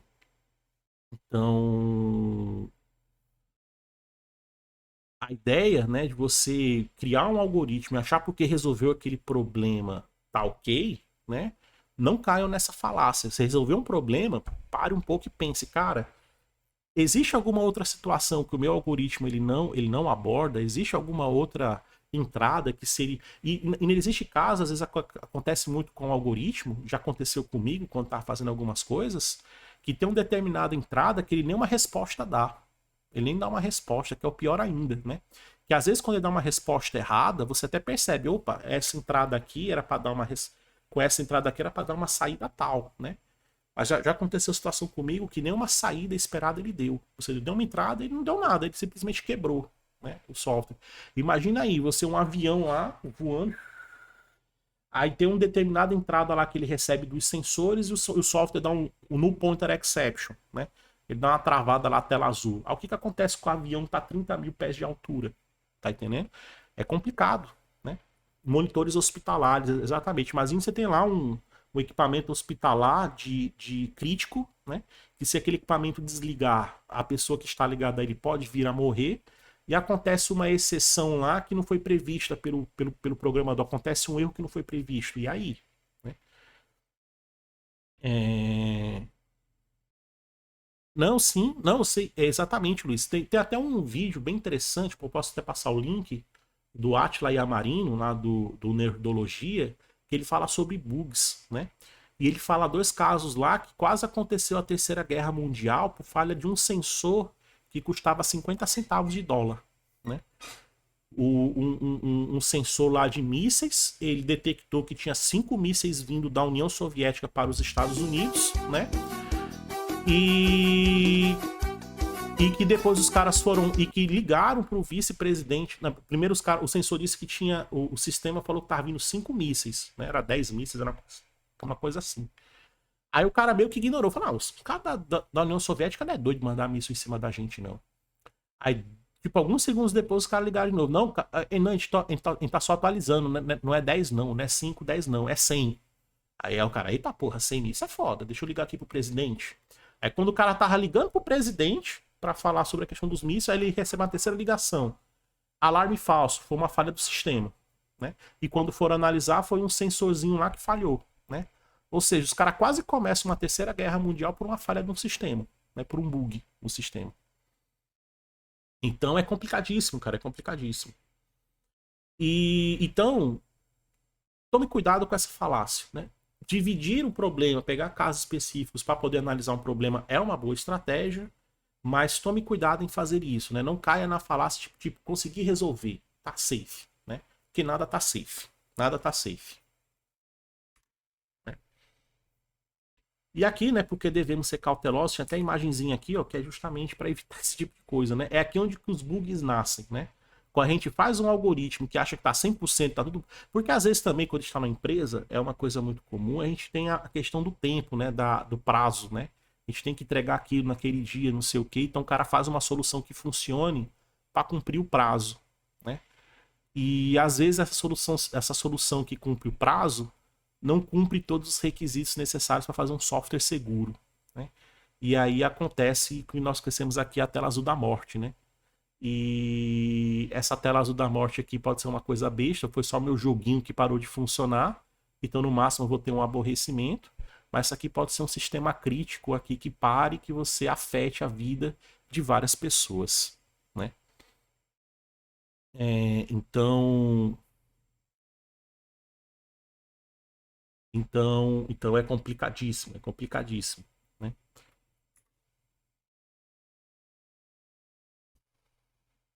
Então, as especificações de um problema particular, né? Aqui tem um errinho de grafia, tem um O a mais, depois eu corrijo.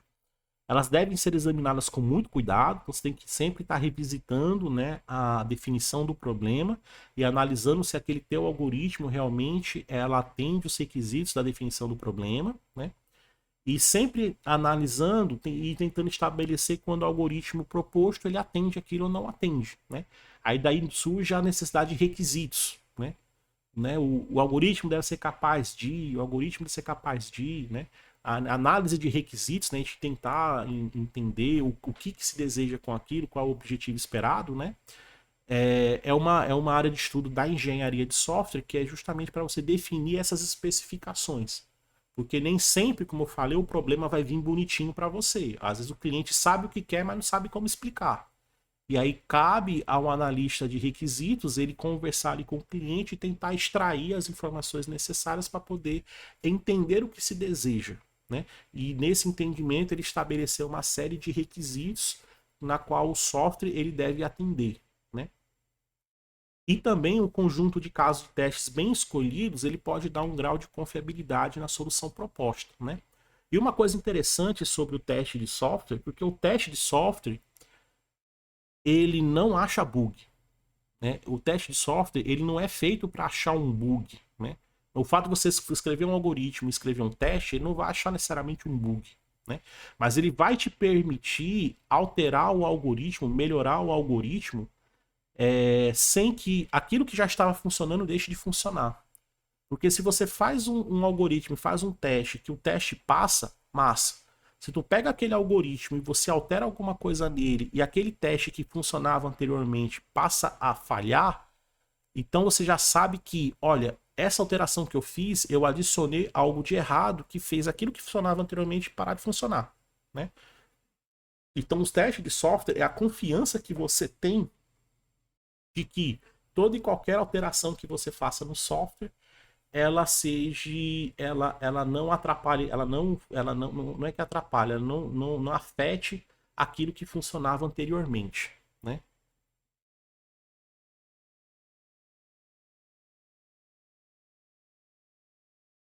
Vixe Maria, é complicado, Gandu, é complicado, é sério, né? É seríssimo. E aqui, similaridade entre problemas. A gente discutiu até o presente momento, né, que uma forma de se inicializar uma resolução de um problema é considerar um caso específico desse problema, né? É você pegar um problema geral e pegar casos específicos e começar a analisar para se ter um entendimento mais detalhado, né? Exatamente, Adorilson. Exatamente, é um bom conjunto. Você não precisa testar todas as possibilidades. É testar aquelas que são determinantes. É o caso que eu falei aqui, né? Você vem aqui da matemática, né? A prova por indução, né? A prova por indução, né? Imagine que eu como matemático, ter que provar para n igual a 0, n igual a 1, n igual a 2, n igual a 3, n igual a 4, sabendo que esse n é infinito. Não tem como eu provar para todos os casos. Então a matemática, ela tem essa forma aqui de prova, que você escolhe alguns casos específicos, geralmente são esses, né? N igual a 0, n igual a 1, o n igual a k, e você escolhe k mais 1 ou k menos 1, né? Você escolhe um dos dois. Para esses quatro casos, se para esses quatro casos vale, você já assume por indução que vale para todos os outros, né? A mesma forma é teste, né? Você tem que escolher um conjunto de teste que coloque o seu algoritmo à prova, que teste os limites dele. Obrigado pelo follow aí. Então, você tem que escolher um conjunto de casos que teste os limites do seu algoritmo, né? Que realmente coloque ele à prova. Se vier essa coisa absurda aqui, como é que ele se comporta? Se vier essa situação aqui, se vier esse extremo menor, o extremo maior, né? Você tem que analisar todos esses casos, né? E acho que o mais difícil é você entender que casos são esses, né? Isso não é uma coisa que uma análise simples você vai conseguir, né? Às vezes demora-se tempo para chegar nesse conjunto de testes necessário. Outra dica também para resolução de problemas é você, além de você pensar em casos específicos, é você também utilizar a resolução de problemas anteriores, né? No momento que você começa a resolver problemas, também, Henrique, porque às vezes a regra de negócio ela não é completa. Às vezes a regra de negócio ela não aborda todas as situações, né? Às vezes é porque a pessoa estava tão concentrada num conjunto de possibilidades que deixou de considerar outros. Não deixou de considerar por causa de inexperiência, mas é porque naquele momento não se tinha a visão do problema para outras situações que poderiam acontecer, entendeu? Então, o fato de você ter a regra de negócio ali, né, não significa dizer que se você atendeu tudo que está ali escrito, você fez um algoritmo que está completamente correto. Né?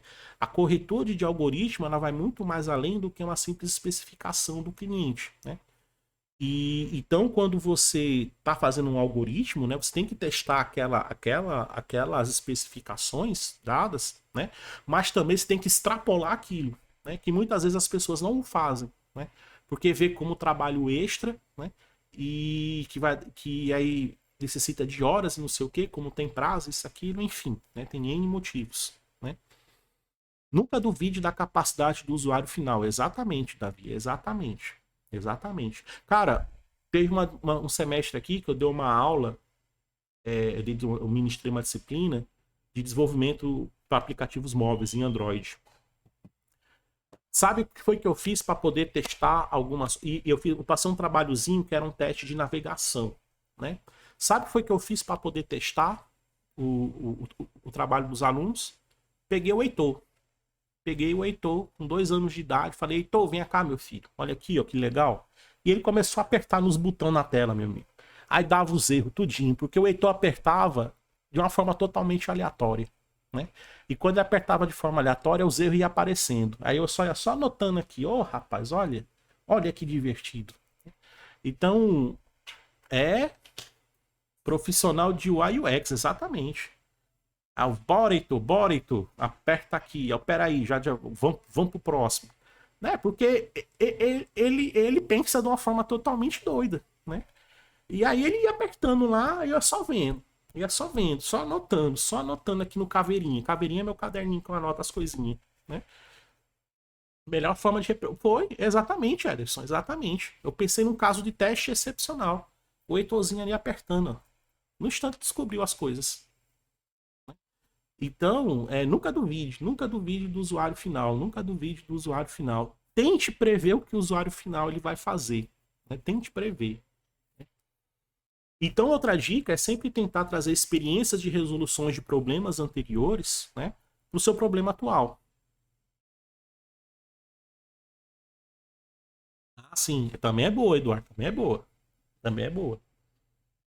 Porque quando você começa a resolver problemas, você começa a perceber que às vezes muda o contexto. O contexto do problema muda, mas a solução é a mesma, né?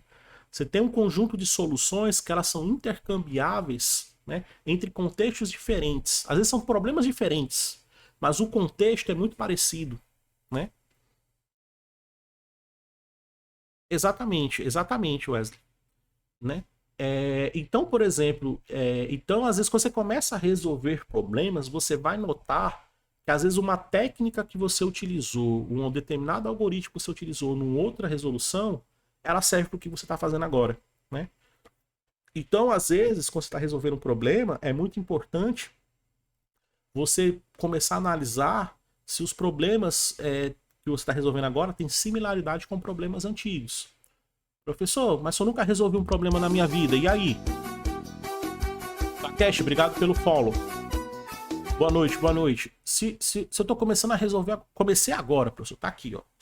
Eu fiz essa palestra aí hoje, e aí vou começar agora a resolver problema. Agora fiquei empolgado e vou resolver problema. Eu não tenho nada, nunca resolvi um, como é que eu vou aplicar isso? Francisco, obrigado pelo follow. Meu amigo, infelizmente não aplica. Você vai ter que começar a resolver alguns problemas, né? Montando o seu arsenal de resolução de problemas. E quando você começar a ter um arsenal mínimo, aí você vai conseguir aplicar isso, né? Você poder aplicar essa técnica de olhar similaridades requer que você tenha resolvido alguns problemas previamente, né? Mas no momento que você começa a resolver problemas e analisar o algoritmo em si, as entradas, os passos necessários e a saída, e entender isso, rapidamente você já começa a pegar isso e aplicar em outros problemas, certo? Isso aqui é que o pessoal começa a falar, pensar, é uma coisa legal, que é uma frase que virou banal, né? Ela é muito banal hoje em dia, mas às vezes é legal refletir sobre ela. O pessoal fala pensar fora da caixa, né? Pensar fora da caixa. Mas o que é a caixa? Para pensar fora da caixa, eu preciso ter uma caixa. E que diabo é essa caixa? Né? Todo mundo fala, né? Quando você vai pegar uma solução, né? O pessoal vai apresentar alguma coisa. Ah, não, porque isso aqui é uma coisa inovadora. Nós tivemos que pensar fora da caixa para chegar nisso. Mas o que é a caixa? Né? Eis a questão. O que diabo é essa caixa? Né? Essa caixa... Play, obrigado pelo follow. Essa caixa, ela nada mais é do que a sua experiência daquele problema, né? A caixa, ela nada mais é de tudo aquilo que você aprendeu, de que você sabe a respeito de um determinado problema, de um determinado assunto. Pensar fora da caixa é você utilizar alguma coisa, alguma metodologia, alguma forma que seja diferente de tudo aquilo que você tem dentro da caixa, né? Isso que é o pensar fora da caixa, né? Então, resolver um problema, às vezes, você tem que pensar um pouco fora da caixa mesmo, porque você tem um conjunto de coisas, um conjunto de técnicas, de macetes e tal, que você foi aprendendo ao longo da vida, e que em algum momento aquilo não vai servir, né? Principalmente quando a gente está aqui no mestrado, está no doutorado principalmente, que a gente tem que criar coisas novas, né? Você chega um momento, pô, bicho, como é que eu resolvo isso aqui, bicho? Não tem nada que possa me ajudar. É você e Deus ali, né? É segura na mão de Deus e vai, né? Então, você vai ter que criar coisas novas, ter que pensar uma nova forma de abordar aquele problema. LCVSIB, obrigado pelo follow. Então, porque às vezes você está criando a caixa que você tem ali com seus contos, às vezes não é o suficiente para resolver um problema, mas existe uma grande variedade de problemas parecidos que aquele conteúdo que você tem, aquele monte de técnica, de macete, ele se reaplica constantemente, né? O box or not box diz the question, exatamente. Então, quando você começa a resolver algoritmos, você começa a resolver problemas, criar algoritmos, resolver problemas, o que você está fazendo é criando a sua caixinha de ferramentas, né? E essas ferramentas podem ser reutilizadas em diversos outros contextos. E porque os problemas têm características semelhantes, os problemas eles começam a repetir certos contextos. Exatamente, digo. Não, e às vezes você ainda mesmo assim, digo, você não consegue. E mesmo assim você não consegue, eu que eu diga, né? Já cheguei em situações que eu cheguei, pô, bicho, isso aqui ninguém fez, né? No meu doutorado agora, já cheguei na situação, pô, isso aqui ninguém fez, eu vou ter que criar, eu vou ter que propor, né? Uma forma para isso aqui, porque ninguém pensou nisso, né? Isso é o que a gente chama de estado da arte, né? Você chegou naquela linha de conhecimento, você chegou a certo ponto, chegou no limite ali. Você tá dando um passo que ninguém deu, né? Você tá criando uma coisa nova, né? Geralmente no doutorado você enfrenta esse tipo de situação, né? Então você vai começar a perceber que os problemas eles têm um determinado contexto, né? E que dentro desse contexto tem algoritmos que se aplicam, né? E a ciência da computação, né? A ciência da computação como ciência, ela classifica, né? Esses algoritmos, né? Exatamente, Cló. Também já vi. Todo mundo dá esse exemplo, mas ninguém faz. Eu já vi também. Então, por exemplo, a ciência da computação, ela classifica. Você tem lá, você tem aqui algoritmos gulosos, né? É uma classe de algoritmos lá que tem um determinado conjunto de problemas que, se ele encaixa naquela característica definida, você consegue utilizar algoritmos gulosos, né? Algoritmos genéticos. Teve até uma live aqui que eu fiz na semana passada, que eu implementei aqui um algoritmo genético. Se você tem um conjunto de problemas, se você conseguir encaixar dentro de um algoritmo genético, você resolve, né? Programação dinâmica é uma outra classe lá de algoritmo, é um tipo de algoritmo que, se o problema tiver certas características, você consegue aplicar programação dinâmica neles, né? Então, a ciência da computação, ela classifica, né? Ela tenta classificar, né? Técnicas, né, de programação, técnicas de criação de algoritmos, né, e definir, olha, essa técnica aqui, ela se adequa quando o seu problema ele tem características X, Y e Z. Aí dá para você utilizar isso aqui, né, justamente para você não ter que reinventar a roda, né. Uma outra coisa comum na computação são os padrões de projeto, né. O padrão de projeto, ele nada mais é do que uma solução para um problema. Né? E o legal desse problema é que esse problema pode acontecer num software financeiro, num software hospitalar, num software escolar. Né? Não importa o tipo de software que você está fazendo, o problema ele acontece. Né? E quando acontece um determinado problema, você tem ali uma solução para aquele problema. Né? Então, quando a gente fala em padrões de projeto, o que a gente está falando é de um catálogo de problemas. Né? E você tem os padrões de projetos que são mais gerais, os padrões de objetos OO, né, os padrões de projetos orientados a objetos. Vocês têm os padrões de projeto web, tem os padrões de projeto mobile, tem padrão de projeto de front-end, de back-end. Aí você começa a entrar no mundo aí que, dependendo de uma determinada área, você tem uns padrões de projeto específicos que nada mais é do que uma solução para aquele problema. Né? É sim, Takeshi. O Cormenzão é vida. Cormen é vida. E só que nem sempre essa experiência passada ela é útil, né? Porque às vezes a gente fica preso aos paradigmas, né? Porque fulano, cicrano e beltrano falou que é assim, tem que ser assim. Toda empresa sempre acha criar diferentes demais. Exatamente, Klosowski, exatamente. Exatamente. Reinventar a roda, o pessoal fica querendo reinventar. Às vezes até por questão de ego, né? Eu já vi muita empresa, o cara, vamos fazer aqui o nosso próprio framework web. Aí você pega, por quê? Não, porque a gente quer. Porque a gente é bonito. E vai. Só que às vezes você usar essa experiência passada também tem que ter cuidado, né? Porque às vezes a gente fica muito preso às nossas convicções, né? E tem medo, ou às vezes simplesmente não quer desapegar delas para poder tentar algo novo, né? E com isso, né, acontece alguns problemas, né? Você não consegue, você começa a seguir um determinado caminho e chega na mesma solução, né? Errada, às vezes, errado, uma solução que não dá certo, porque você se trilhou o mesmo caminho de outras pessoas, você não tentou algo diferente, né? E o exemplo clássico disso é a teoria da relatividade de Einstein, né? Einstein, em 1900, mais ou menos, no começo do século XX, né, ele teorizou, né, o que nós conhecemos como relatividade.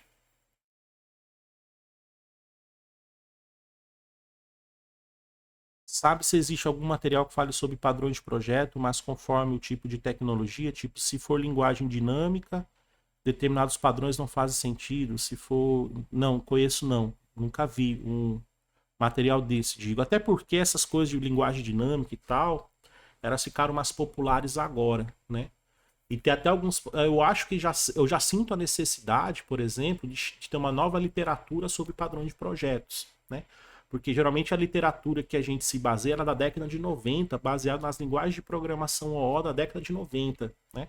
As linguagens de programação da década de 90 para as de hoje, elas se mudaram muito, né? Então, por exemplo, a gente está adotando as linguagens de programação, além de ser orientadas a objetos, elas estão começando a adotar o paradigma funcional. Então tem certos padrões de projetos que não fazem mais sentido nessas linguagens hoje, né? Por exemplo, se você vamos pegar a linguagem de programação Kotlin, né? A Morgana tá aí no chat, ela é a rainha do Kotlin aí, né? Nessa linguagem de programação, o Kotlin ele tem um tipo de entidade chamada object, né? Que esse object nada mais é do que o padrão singleton. Então não faz sentido no Kotlin eu implementar um singleton, né? Não faz sentido eu implementar um singleton. Opa, índice do conhecimento, obrigado pela raid, meu querido, tamo junto, né? Porque a própria linguagem de programação já me traz um singleton, né? Ou se você tem, por exemplo, as linguagens de programação que lhe permitem passar uma função como parâmetro de uma outra função, não faz sentido você implementar um strategy, entendeu? Valeu pelo gank, meu querido. A gangue do índice, valeu demais aí pelo gank.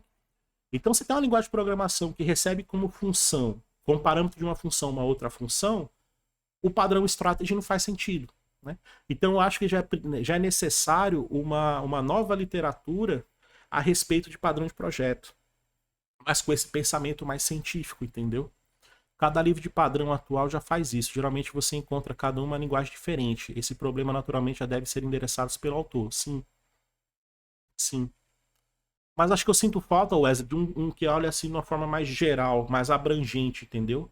Não usando uma linguagem específica, mas olhando assim, olha, é como fosse tipo assim, esses padrões aqui que eram válidos, hoje já não é válido por conta desse motivo, ou surgiu essa outra necessidade. Fazer uma discussão mais abrangente, sabe? Eu sinto falta disso. Eu não sei se existe, pode ser que eu esteja falando isso e já exista, né? Porque realmente sobre essa área eu parei um pouco de ler por conta do doutorado, mas eu sinto falta disso. Então, voltando aqui para a teoria da relatividade de Einstein, né?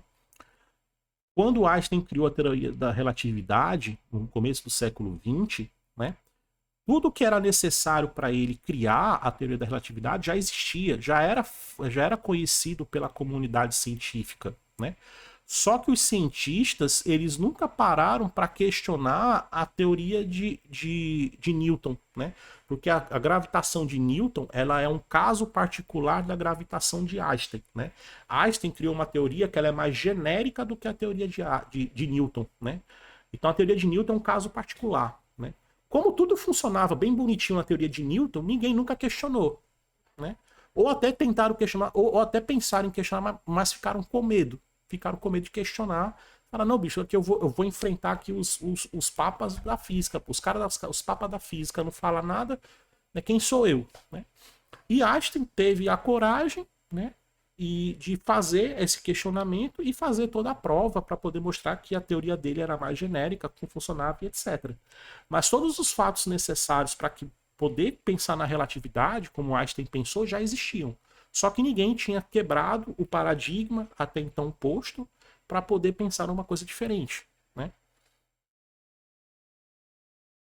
Exatamente, Klosowski. Exatamente.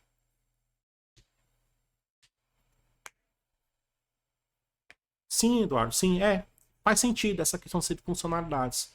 Porque a linguagem é pensada dentro de um contexto, as coisas vão evoluindo e não necessariamente a linguagem de programação evolui nesse contexto.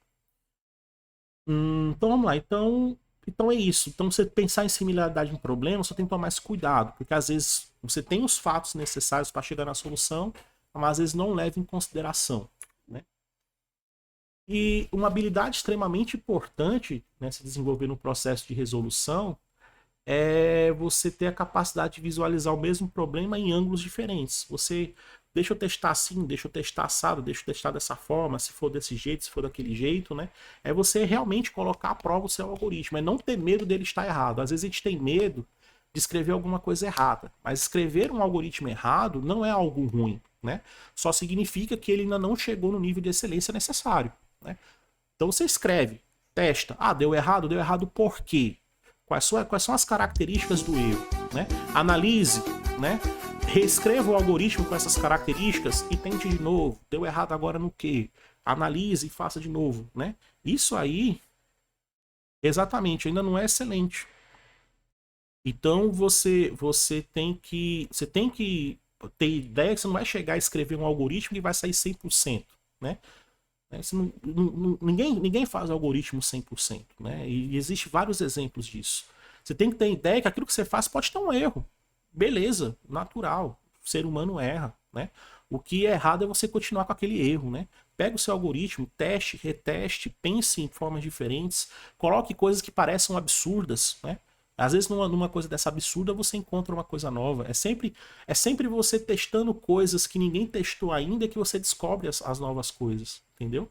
Então, isso é uma habilidade, você pegar um problema e, pô, deixa eu fazer assim, deixa eu fazer assado. Nunca ninguém parou para fazer assim, deixa eu fazer, né? Isso é ciência, né? Isso que a ciência faz, é simplesmente pegar algo, beleza, tá isso aqui. E se eu fizer dessa forma, o que acontece, né? Independente se o resultado vai dar bom, se vai dar ruim, é ver o que acontece, né? É testar, né? É estar aberto ao erro, é estar aberto ao fracasso, porque o fracasso não é ruim. O fracasso só mostra que você não chegou onde você queria, né? Talvez aquela forma não seja adequada e você analisando aquele fracasso, você encontra a forma mais adequada de chegar aonde você queira, ao objetivo, né? Então não é ter medo, não é ter vergonha, não é se sentir menos porque errou, menos porque fracassou, muito pelo contrário. É você se sentir, pô, cara, isso aqui errou, mas errou por quê? Né? Os porquês é que fazem o mundo gerar. É os porquês que vão fazer você aprender mais e ir mais além, né? Quando a diferença de um cara que já tem mais tempo de estrada é porque ele conseguiu responder mais porquês na vida, né? O pessoal fica muito nessa, quantos anos tem que ter um sênior, né? É o tempo necessário para ele responder os porquês para ele ser um sênior, né? Se esse tempo é 1 ano, 2 anos, 3 anos, 4 anos, 5 anos, 10 anos, 20 anos, pouco importa. O que importa é que você comece a responder esses porquês de forma que você consiga ter o seu crescimento pessoal, né? Quanto mais porquês você responder, mais você vai crescer. Quanto mais crescer, você vai ser reconhecido pelo aquilo que você faz, né? Ninguém iniciou do nada, né? Alguém pegou alguma coisa, tentou, deu errado, né? E quando você dá errado, dá aquela frustração de dar errado, Não é ficar com raiva, é analisar, beleza, deu errado, mas deu errado por quê? Né? Por que que deu errado? E depois você começar, e se eu fizer dessa forma? E se eu fizer daquela forma? E se eu tentar isso? E se eu tentar aquilo? Comece a abrir opções, comece a abrir o seu leque de possibilidades de atacar aquele problema. Que uma hora você vai e acerta. Né? Então a ideia, acho que o que eu quero mais disso que tudo que eu tô falando, já tem 2 horas que eu tô falando, né? É justamente isso, né? Resolver problema é uma atividade. Resolver problemas computacionais é uma atividade criativa, né? É criativa, que você pode treinar. É uma habilidade como outra qualquer, né?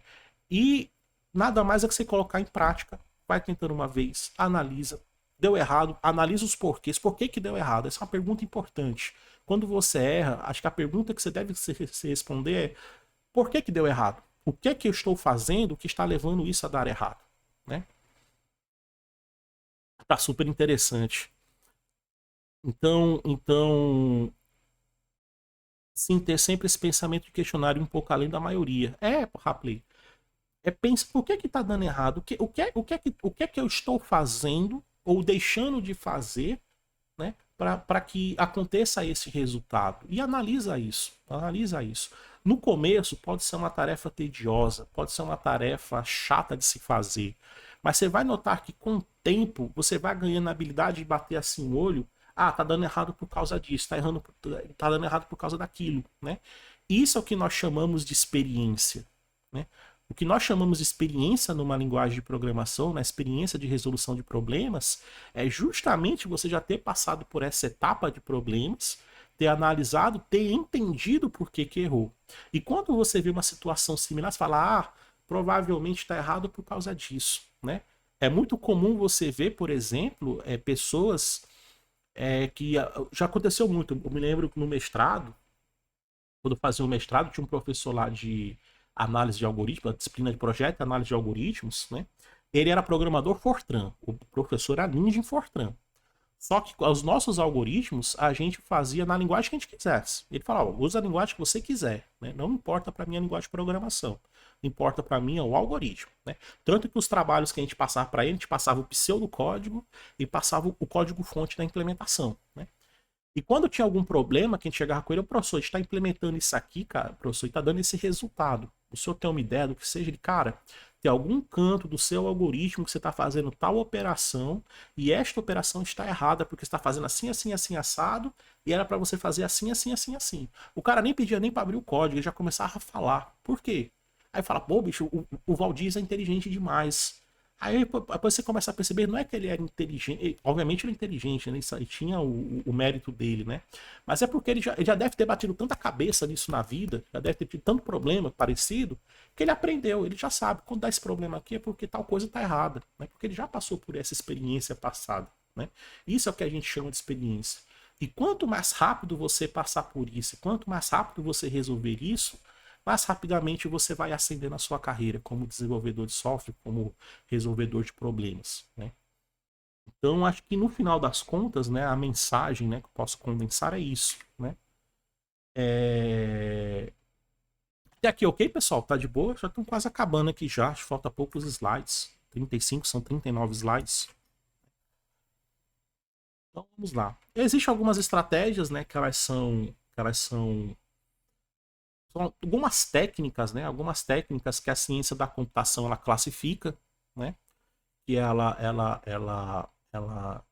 dá, porque como eu falei, os problemas eles vão aparecendo, eles são repetitivos, né? Os, os, os, os contextos são. Muda-se os problemas, mas o contexto, as premissas do problema e a solução esperada é a mesma, né? E a ciência da computação, ela classifica, né, essas estratégias, essas técnicas, né? E Hugo Moraes, muito obrigado pelo follow. E uma das estratégias mais conhecidas e mais utilizadas é a estratégia dividir para conquistar, né? Isso aqui é uma coisa que não foi nem criada na ciência da computação. Quem criou isso aqui foi Napoleão Bonaparte, né? Os exércitos napoleônicos, né, na época que a França era um império, né, o Império Napoleônico, né? O sucesso do exército napoleônico, né, nas investidas napoleônicas nos países europeus, era justamente isso, né? Ele dividia o exército em corpos, né, em subdivisões especializadas em determinadas áreas bélicas, né? E com isso ele conseguia manobrar melhor os seus exércitos e obter a vitória, né? Então, Napoleão ele criou essa estratégia, dividir para conquistar. Ou se ele não criou, pelo menos ele formalizou. E essa ideia de dividir para conquistar a gente utiliza muito na computação. Existem diversos problemas. Universidade de Fortaleza, Takeshi. Unifor, Universidade de Fortaleza. Existem diversos problemas na computação que a gente utiliza a estratégia de dividir para conquistar. Né? Qual é a ideia? A gente pega um problema original e divide ele em pequenos pedaços mais simples de se resolver. E às vezes a gente usa isso aí de forma recursiva. Pega um problema geral, que eu subdivido ele, que essa subdivisão eu subdivido ainda, até chegar numa parte que é indivisível, e esta parte indivisível eu resolvo ela e vou fazendo um processo recursivo de resolução deste problema. Né? Busca binária é um, por exemplo. Os métodos de ordenação, né? O quicksort, né? Ele é um problema dividir para conquistar. Ele sai, pega o problema, sai subdividindo em problemas menores até você ter um par de números. E esse par você vai e ordena o par de números, vai subindo novamente o processo recursivo, fazendo a ordenação. Então, o quicksort é um deles. Existem vários outros, né? Vários outros na computação. É clássico. Esse método ele é clássico. Né? Busca binária, como o Luiz Henrique falou, e tem vários outros. Né? E na área de pesquisa, busca e ordenação, usa-se torta direito. Né? Dividir para conquistar é uma das técnicas mais utilizadas na computação de resolução de problemas. Né? E você entender essas técnicas ajuda você a resolver um conjunto de problemas. No momento que você entende uma técnica, né? Entendi como funciona essa técnica, existe um conjunto de problemas que você sabe resolver, por consequência. Né? E eu acho, isso é o legal da ciência da computação. Às vezes o pessoal entra na ciência da computação achando que vai aprender a programar, mas você não vai aprender a programar. Não é o foco do curso te ensinar a programar. O foco do curso é te ensinar a resolver problemas computacionais, a entender algoritmos como ferramenta de resolução de problemas. Né? Como os algoritmos são classificados, como é que eu digo que o algoritmo é bom, como o algoritmo é ruim, quais são as técnicas que a gente pode utilizar para poder criar algoritmos. É isso que se trata a ciência da computação. Né?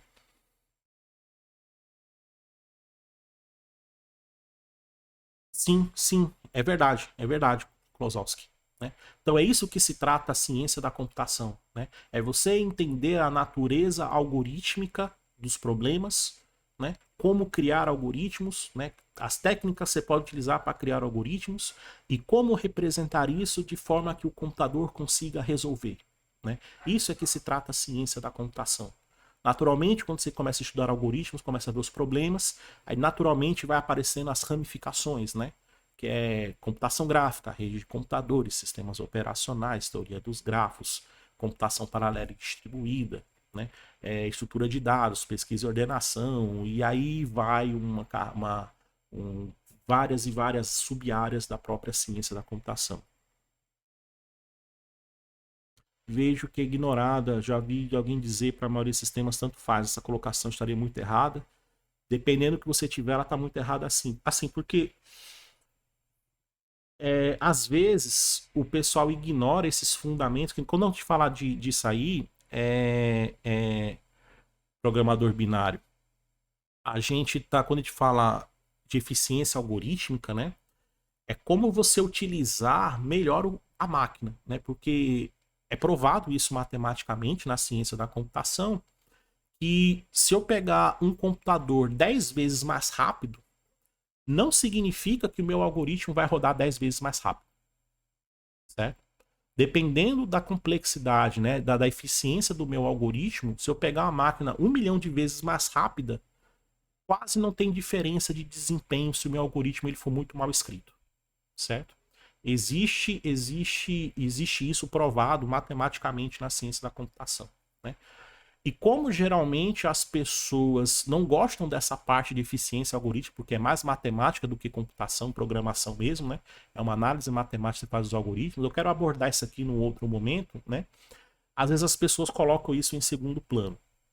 Eu já vi, por exemplo, um projeto. Eu participei de um projeto que eu fiz um sistema de ponto eletrônico, né, quando eu trabalhava na prefeitura de Fortaleza, era um sistema de ponto eletrônico com digital, né? Na verdade, existia um sistema de ponto lá, né? Só que o bicho era lento pra caramba. Aí eu fui analisar o porquê que era lento, né? Porque a digital, ele buscava a digital em uma lista, né? Tinha uma lista lá que era carregada e ele buscava dentro da lista a digital lá do funcionário e tudo mais tal. O problema é que essa lista ela cresceu muito, né? E como ele fazia uma busca linear dentro dessa lista, então às vezes os funcionários que estavam lá no fim da lista demoravam-se muito tempo, né? Os que estavam no começo era rapidinho, mas os que estavam no meio pro fim demorava pra caramba, né?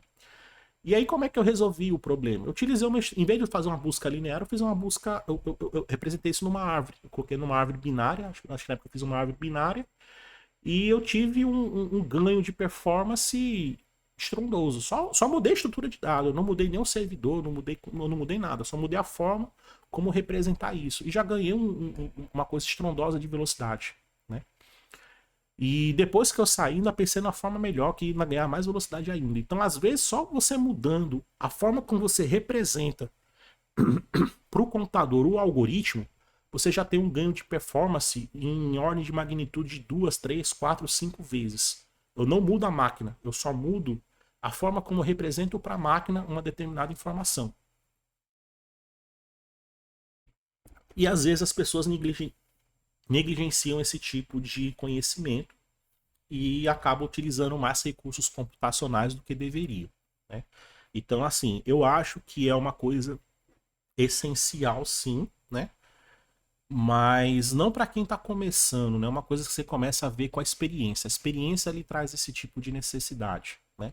E geralmente você vê isso numa universidade, né? É mais fácil para quem cursa, né, um curso universitário na área de computação ver esse tipo de coisa, se discutir sobre esse tipo de coisa, para quem é um autodidata, entendeu? É mais comum para quem teve uma formação acadêmica pensar nisso assim, porque no curso de computação é o que se trabalha desde o começo do curso até o fim do curso, performance, análise algorítmica, né, eficiência algorítmica. Né? Inclusive no mestrado e no doutorado, quando você vai publicar um artigo, né, você vai mostrar sua tese, você tem que mostrar a eficiência algorítmica daquilo que você está propondo para ver, porque uma coisa é resolver o problema, outra coisa é resolver o problema um ano depois para você ter o resultado, né? Porque dependendo da situação pode ser que não vale a pena isso. Hum, sem travar o servidor beleza? Outras técnicas também conhecidas, também nós temos a pesquisa gulosa, né? Existe alguns algoritmos, né, que ele utiliza isso aqui. Então, quando você quer encontrar maximizar ou minimizar alguma coisa, você usa busca gulosa, né, outras classes de algoritmos também. Backtracking é muito utilizado em inteligência artificial, né? Reichenbach também, né? Quando você tem uma árvore de soluções, você tem um algoritmo com já soluções, você representa isso numa árvore. Então você tem, por exemplo, o jogo de xadrez, né? Você tem, dado um movimento no tabuleiro, você tem uma possibilidade de opções, né? A tomar baseado naquele movimento. Então, geralmente, como é que você resolve, né? Um jogo de. Como você faz uma IA de jogo de xadrez? Você cria uma árvore de possibilidades e vai fazendo branch. Branch é ramificar, inbound é podar, né? Então você faz um branch inbound, vai podando as possibilidades onde o retorno ele é mínimo, ele é muito pequeno, para evitar do algoritmo começar a entrar por ali. Você começa a ficar só com as possibilidades que dão maior retorno, né? E que esses três são variações da programação dinâmica, né? Então a ciência da computação ela te tem tudo exatamente, é um Big O.